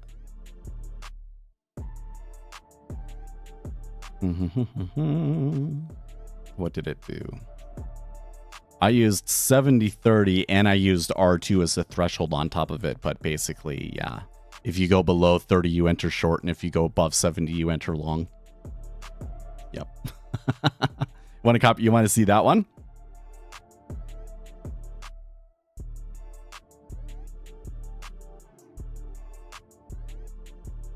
I always thought this one is amusing because it's basically the exact opposite of what they tell you to do with RSI, and I was able to. But the reason the idea behind that one was, to show how, like, goal-seeking, selection bias sort of thing works. Right, so because I'm optimizing all of the elements, right, I can show you how something that's the exact opposite of what everybody thinks will work, I can get set of parameters that shows that it works. But that's almost like shooting the side of a barn with a shotgun and then drawing a target where you hit, right?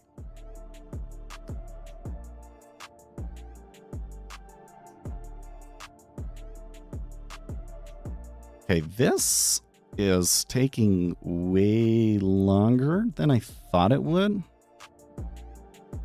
So, oh, because it's a much larger data series. Yeah, so let's abort. And let's only go to 2018. Actually, maybe 19. What do you want to do? Now, let's do it like this. Let's do it just on from 2016 to 2019.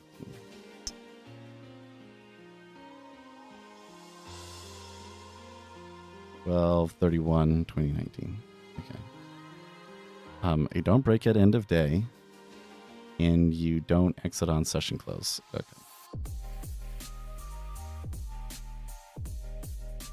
Hopefully that's a little faster.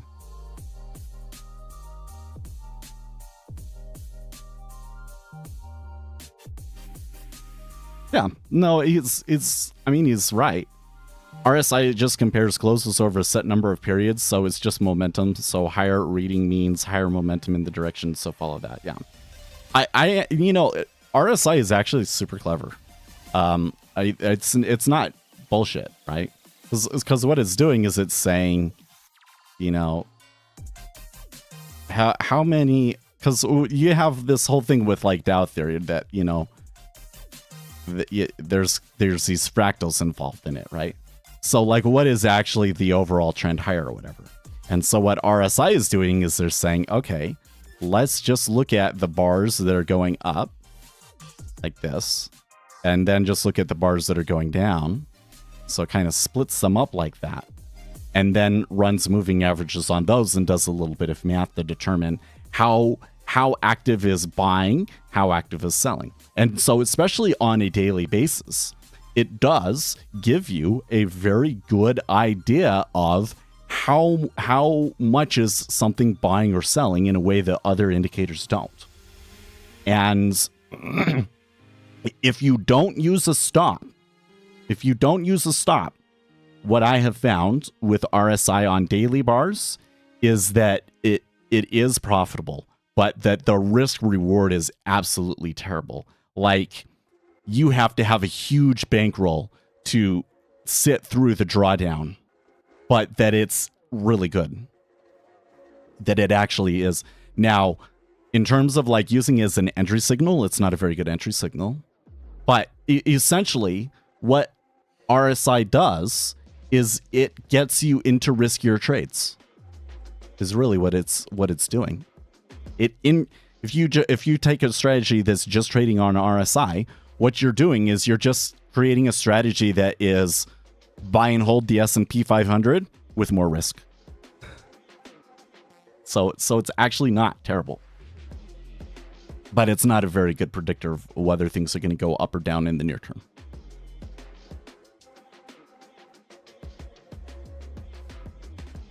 I guess on my thing, I didn't have RSI on there. I could add it into it, right?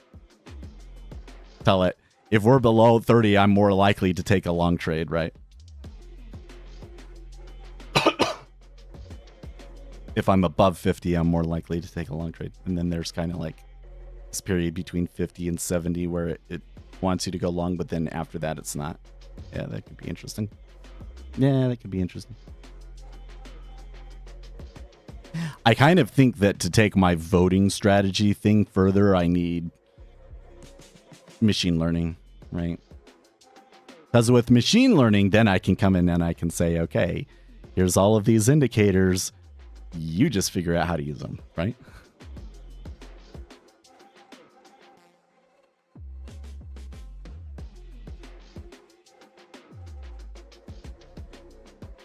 Do you have some examples of how you read the DOM? You may have some videos in the channel, but I can't find anything. So, what I would do is I would watch the order flow video series that I have. If you go to my channel, it's like third list. There's a list and there's like 6 videos in it, and watch those. Because the way that I read it is a little bit more complicated. It's a little bit more sophisticated than people are expecting, right? Because people are expecting, I'm going to move this over here since we don't need to see it. What people are expecting me to do is say, okay, I'm watching for this, and because I saw that 3Ks stacked below us at 16.5 and 17, I want to go long. And I'll give it 2 ticks of risk, and I want it to go 4 ticks in my favor. That's what people expect, right? But what I'm actually doing is I'm coming in and I'm saying, okay, it's a Tuesday. So Tuesday is not always the most active day of the week. It's kind of just average activity on a Tuesday. We did have housing numbers, but that's not a huge number. The impact from that was probably temporary. And we had a Fed speaker. And the flows that we saw from the Fed speaker was short going into the Fed speaker, but then when he didn't say anything hawkish, they canceled, right? So then I might be saying, if after he had canceled and if I had wanted to take a trade, I could say something like this. Okay, we're going to see long flows come into the markets because he didn't say anything significant. So I think that the flows are going to be long. So that has nothing to do with the DOM whatsoever at that point, right? I'm just making a prediction of the flows based on all of the different things that I know, the seasonality, the day of the week, what news there was, etc., etc., etc., right? Then I'm watching the DOM and I'm saying, okay, if I was a big player and I was buying it right now, what would that be? How would that be affecting the market given the current liquidity conditions? And so I'm looking to see activity that would be in line with what I'm expecting there. So what would I expect? I would expect to see guys stopping out long. So I want to see market orders long. Well, I can't really see it on the DOM anymore, but if we come back over to here and we make this chart big on the cumulative delta, now we can see that, yes, they did cover by about 10,000 contracts, which is about as much as I would expect is about 10,000 contracts, right?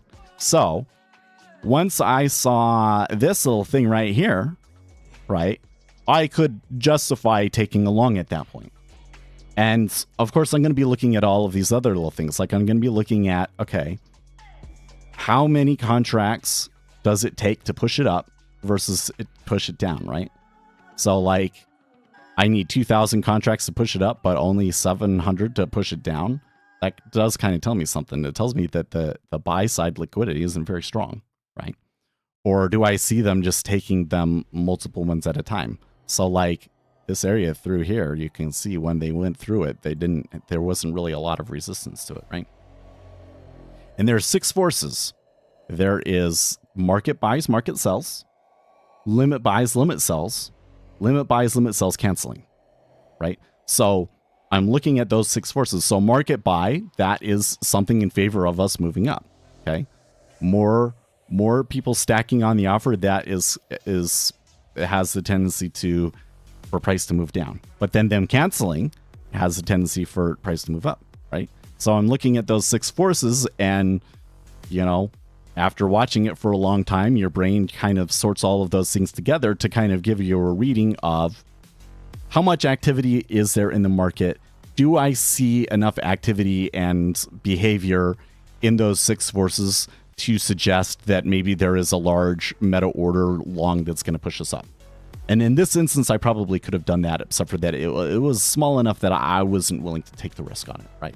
It was maybe worth $10 or $15, which is kind of like meh right now, right? But that's basically how I'm doing it. Is I'm making a prediction for the flows, and then I'm watching the order flow to see if the order flow that I see matches that prediction. And if it doesn't, then I don't take a trade. I don't do the opposite. I just don't take a trade.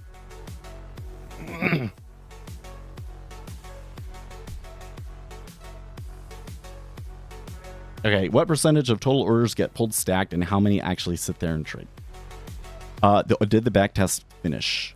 No, it's still going. It's almost there though. Okay, so something that is interesting to know, and that I don't think you really hear about anywhere else, but I will tell you, is these guys, like if you trade for Goldman, for instance, they have this cool DOM that has a feature called auto stack, auto pull. So what it will do is it will put orders at every price. When you look at their DOM, it'll look like this. They'll have orders at every price, right? And they'll actually have a few hundred at every price. And what will happen is those orders are placeholders. So like if I wanted to buy, I have a good spot in line to do it from, right? But if I don't tell the software to do anything, it will automatically pull them. So if I come in and I put an order and I say, okay, actually I do want to buy it, then it will change it and it will say, okay, don't actually pull these ones. But otherwise, it will always pull them. And then if it ticks back up, it will always stack a little bit there, right? So they're auto stacking, auto pulling to save an optimal position in the queue. And then if nothing's happening, if they're not actually trying to take a trade, then they will just cancel.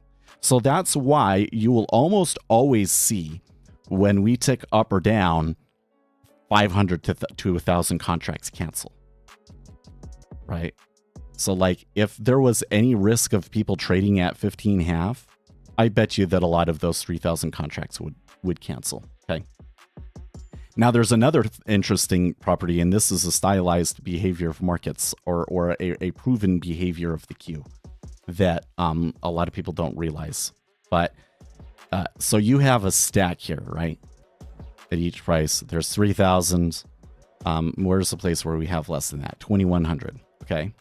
So there's going to be within a minute, there's going to be a certain amount of contracts that stack, and there's going to be a certain amount of contracts that pull, right? And what is the balance between those people stacking and those people pulling? Well, one of the things that the statistical thing that gets interesting is if you have like 5,000 contracts, like this big order up here at 120.20, let's just assume that every single one of those was an individual trader. This one is probably like one big guy, but let's say that they were all different people, right? There are more people to pull at 5,000 than there are people available to pull right here at 15.5, right? So there's actually the case that you're more likely to see somebody pull from that big order than from the other orders, right? So I would expect the pulling per minute to be higher there because it's a larger number, Does that make sense? And so because of that, there are like these equilibrium points where like if you stack, it's likely to stack until a certain amount and then come back to that spot. And that's why you will see the same numbers over and over again. Like here in the treasury, it's usually like 600.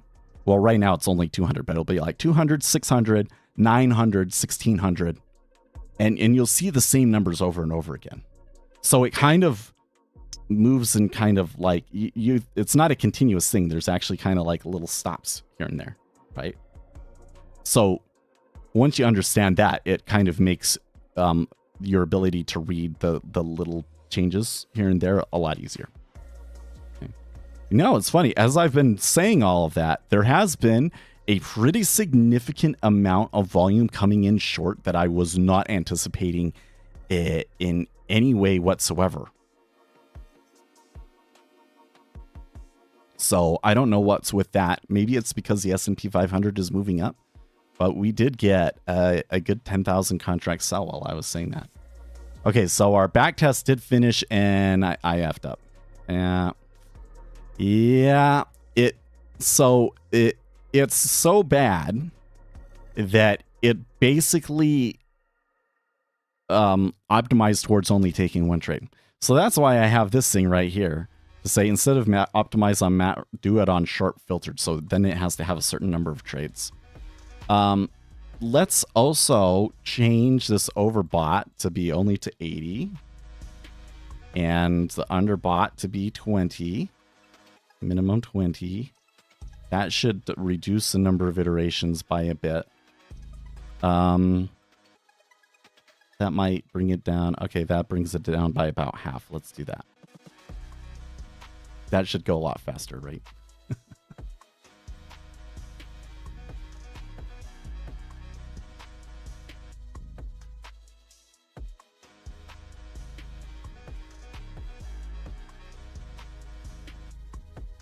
Yeah.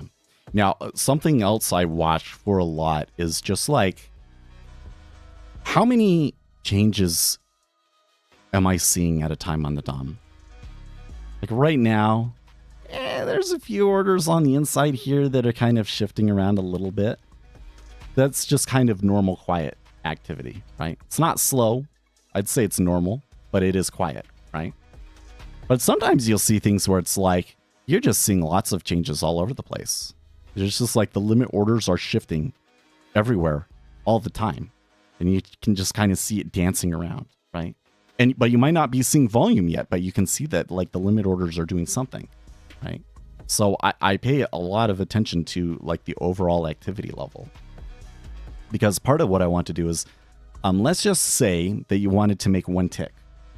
So I wanted to catch the edge at 15, and then, so maybe I would have gotten in right there, because there's not very lot, right? So now I'm long 15, but I only want one tick, so I want to get out at 15.5, right? Okay. Now I can assume that 1,000 of those contracts will cancel, right? But in order for me to get filled, I probably need 1,500, 2,000 contracts to trade into me, right?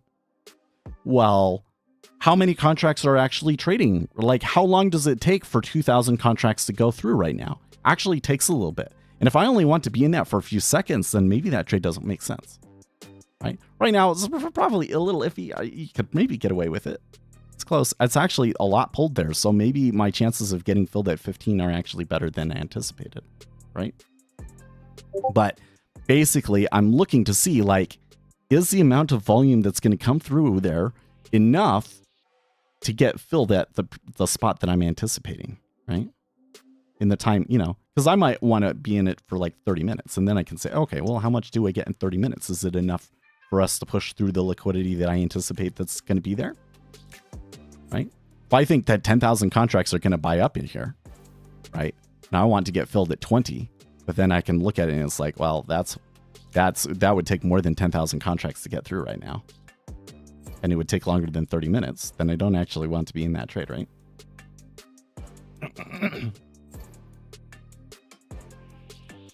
But like I said, what part of this is that it's such a complicated thing. Come in, watch it every day, After you do that for years, basically what you're doing is you're processing all of this data in your mind, and your mind kind of just makes the connections on its own.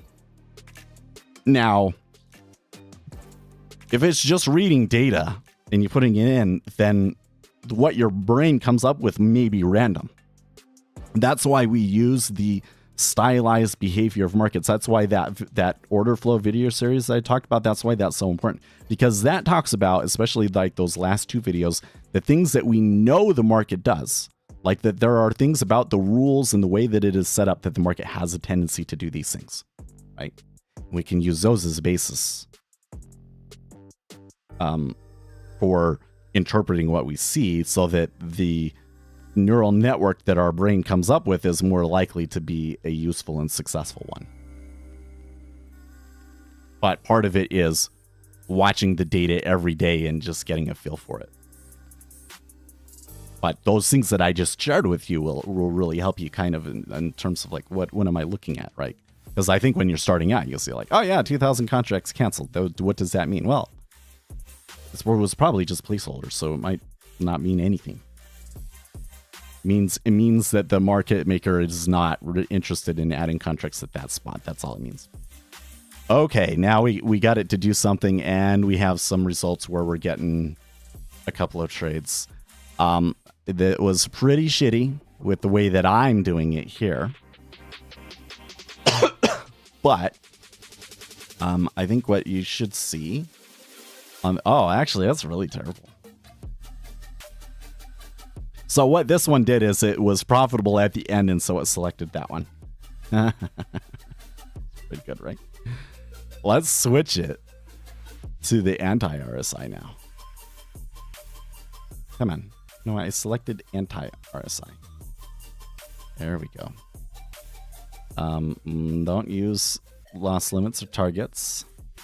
RSI, stop, target, loss. Well, let's just see what it does here on this. Oh, don't do an optimization run. Just do a backtest run with the default settings. Should probably give me something interesting. Yeah. You know what? When I did this, I was optimized towards 2018. Again, it's like shooting the broadside of a barn and then drawing a target where you hit. So,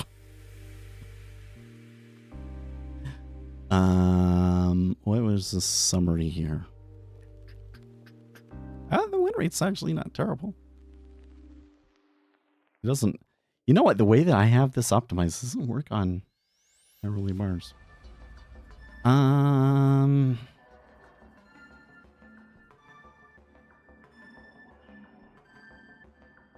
Do I have these hard coded? I do.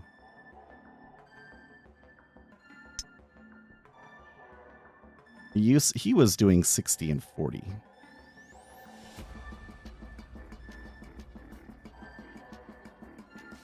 Doesn't have Seth's seal of approval. Well, I think that on a daily basis, it actually works.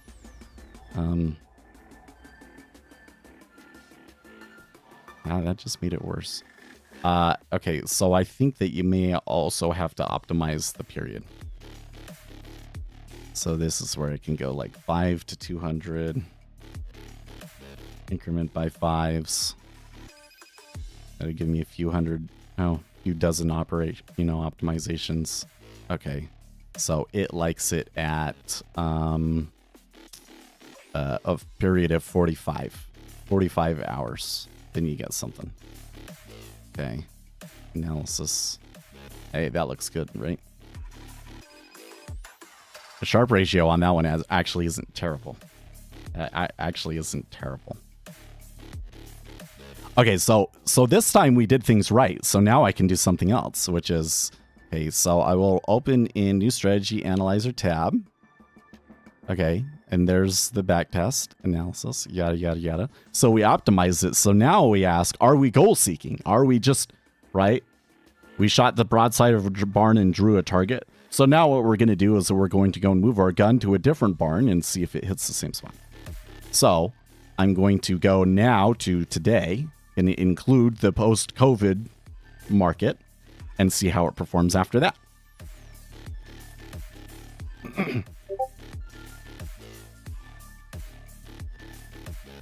Hey, Okay, well, so in that time period, it didn't do too much better than that, but it wasn't bad.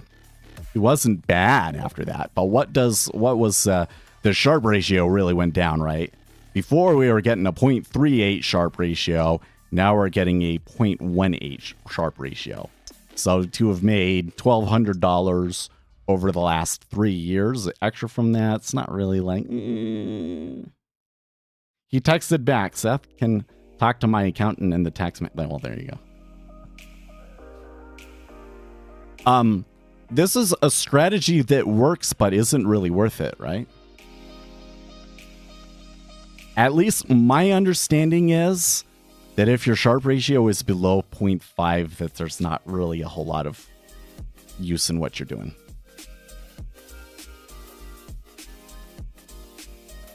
So, like, what's the Sharpe ratio formula again?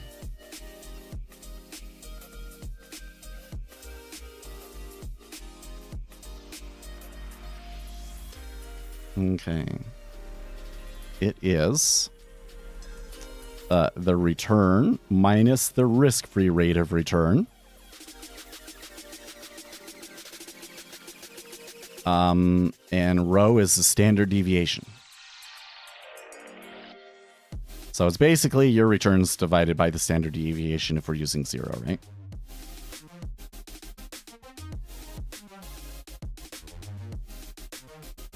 So what it's saying is that the return that you're making relative to how volatile it is actually less than what you would anticipate. One would be like buy and hold, essentially, is my understanding of it.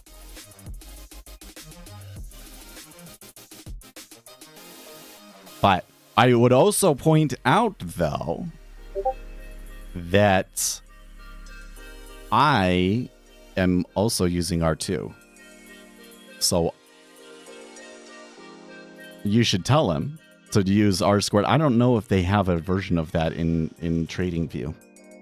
But if you have him add R squared, and I bet you that it would improve the profitability of the strategy. Because basically it only gets in when there really is momentum to it.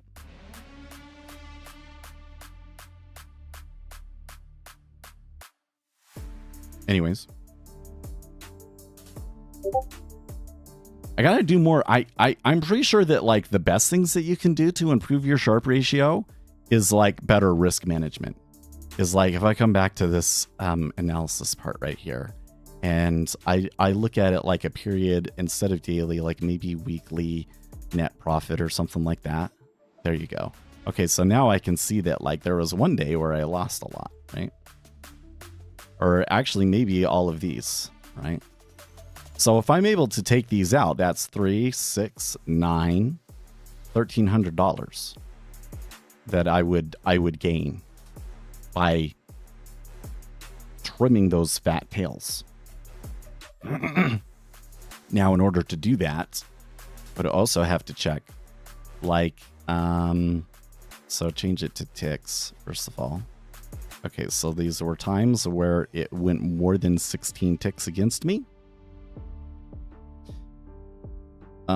What was MAE? So were there ones where I made money and it went more than 16 ticks against me? Looks like no, actually.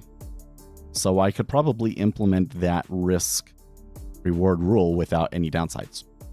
At least over the data set that I backtested, right?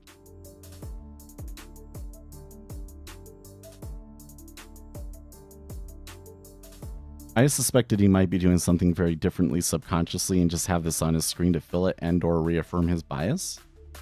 I mean, I think that my explanation, if he's really into his strategy and really proud of it and everything, is that he probably is making money and his statistics are just not sophisticated enough to show him that he would be doing so much better if he was just buying and holding, right? That's kind of the problem. It works, but the Sharpe ratio isn't very good. 0.18.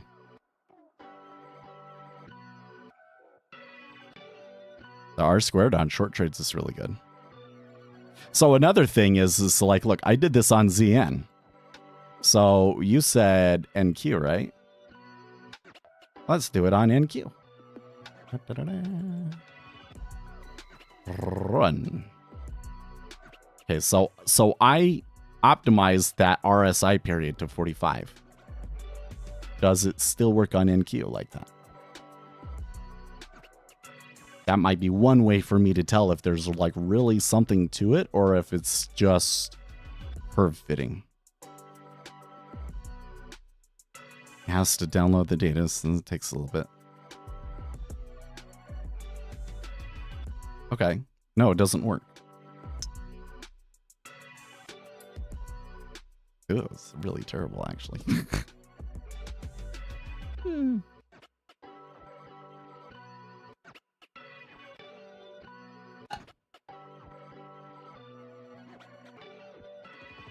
Suppose we could shift the period, but we have a little bit of evidence to suggest to us that this period does not, you know, you're doing an optimization and you're curve fitting it.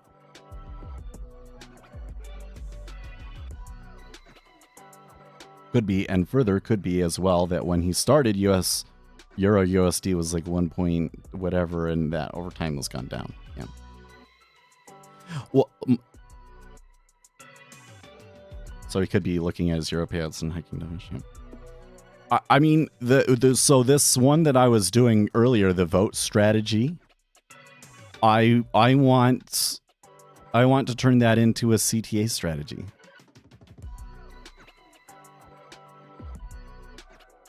I don't know. I think that if I go out and I go to professional investors and I say, yeah, this strategy makes money, even though the Sharpe ratio with the current, you know, risk-free rate of return of 4% is negative, I don't think anybody's going to invest in my commodities trading pool, unfortunately. But there could be some more work that we can do that makes it better. I need to look. So the question, but the other question of this is, okay, we know that technical analysis on an intraday basis isn't very effective. Like, just straight up, it's not very effective. Is it effective on daily bars? Or rather, are there some things that we could find that are maybe effective on daily bars? It seems to me that indicators that are based on rate of change and doing a statistical analysis on rate of change may actually have some use on a daily bars.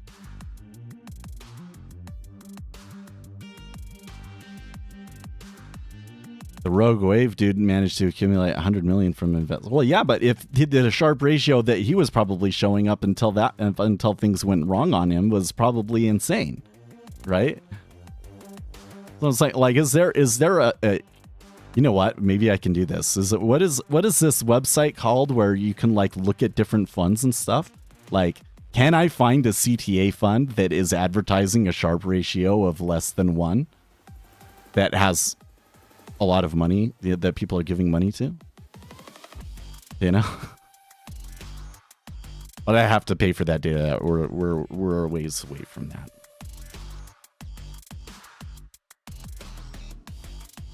Anyways, now in order for me to fix that Sharpe ratio, I have to come in and look at these things like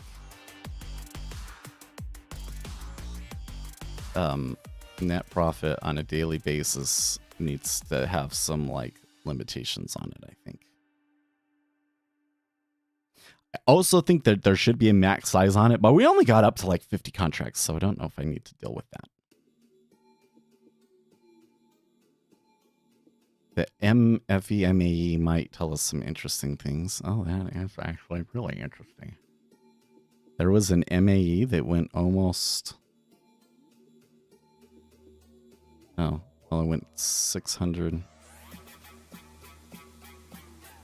Wait, how is it saying that the profit and loss was minus 100 when it should be in ticks.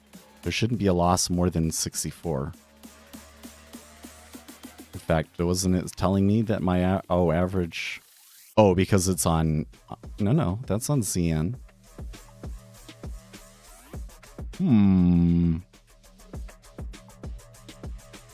Why is that different now? Stop is 64. Trades.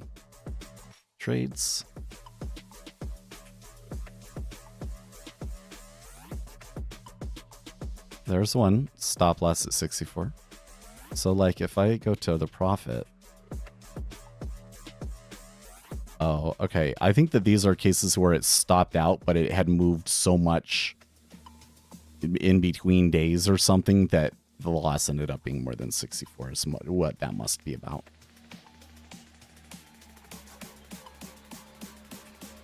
What that means actually is that if I shifted this over to running on,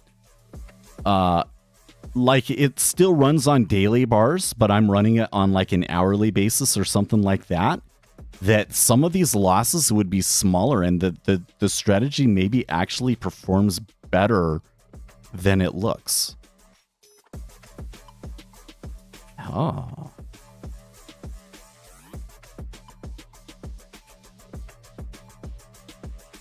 Many CTA funds that I have seen who have hit a bad Sharpe ratio show their Sorrentino ratio and claim it's a better metric. So now that, yeah. Well, one of the things that I need to program up in here is a probabilistic Sharpe ratio. I think I might have enough information to do that. And that would be interesting, don't you think?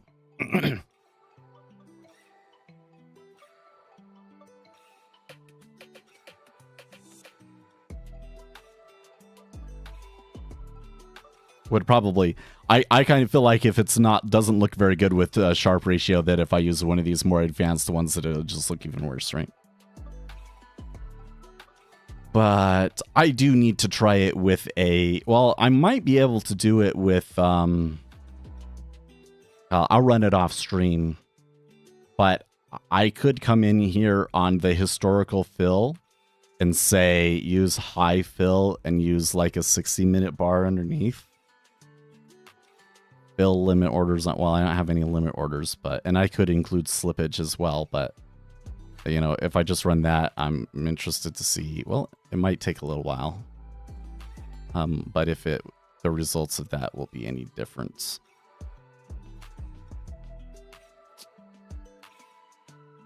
Okay, so it was, where was it? 211 versus 214.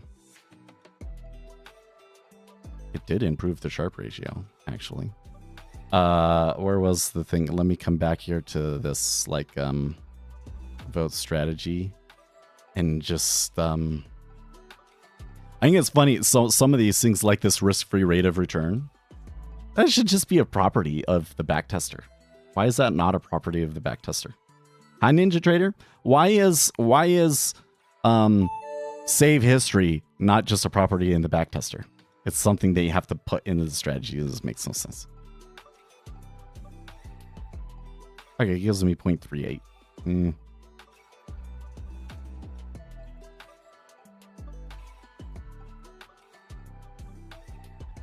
I think I'd have to shift it to be like you run it on hourly bars, but then it brings in a daily bar and it makes all of its decisions off of that. But then the prices that you get would be on the hourly bars, and it probably would give you better prices. There was one whose backtest was bad, but longs were great and shorts were terrible. Their argument was, we will just run a long-only fund. And the last I heard of them, they closed shop. Yeah. Well, it's curve fitting, right? You come in and you try all the possible combinations, and then you pick the one that did the best. But what reason do you have to believe that that particular combination that you picked will continue to work? Because it was probably just random that because if you try If you have enough monkeys in a room writing on typewriters, eventually one of them will write Shakespeare.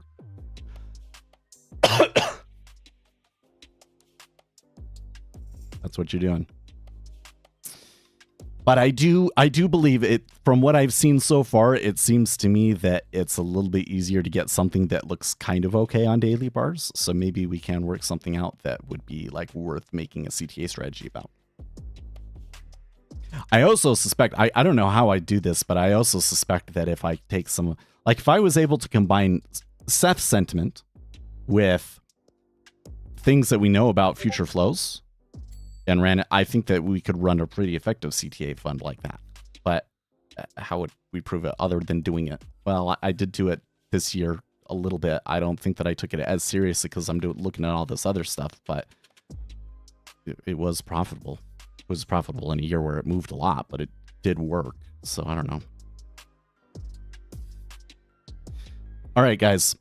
I will see you tomorrow. We can think about other stuff that you want to do, but think primarily like daily bars, swing trades. We'll see if we find anything interesting that you don't find on intraday. Yeah. I'll see you tomorrow. Stay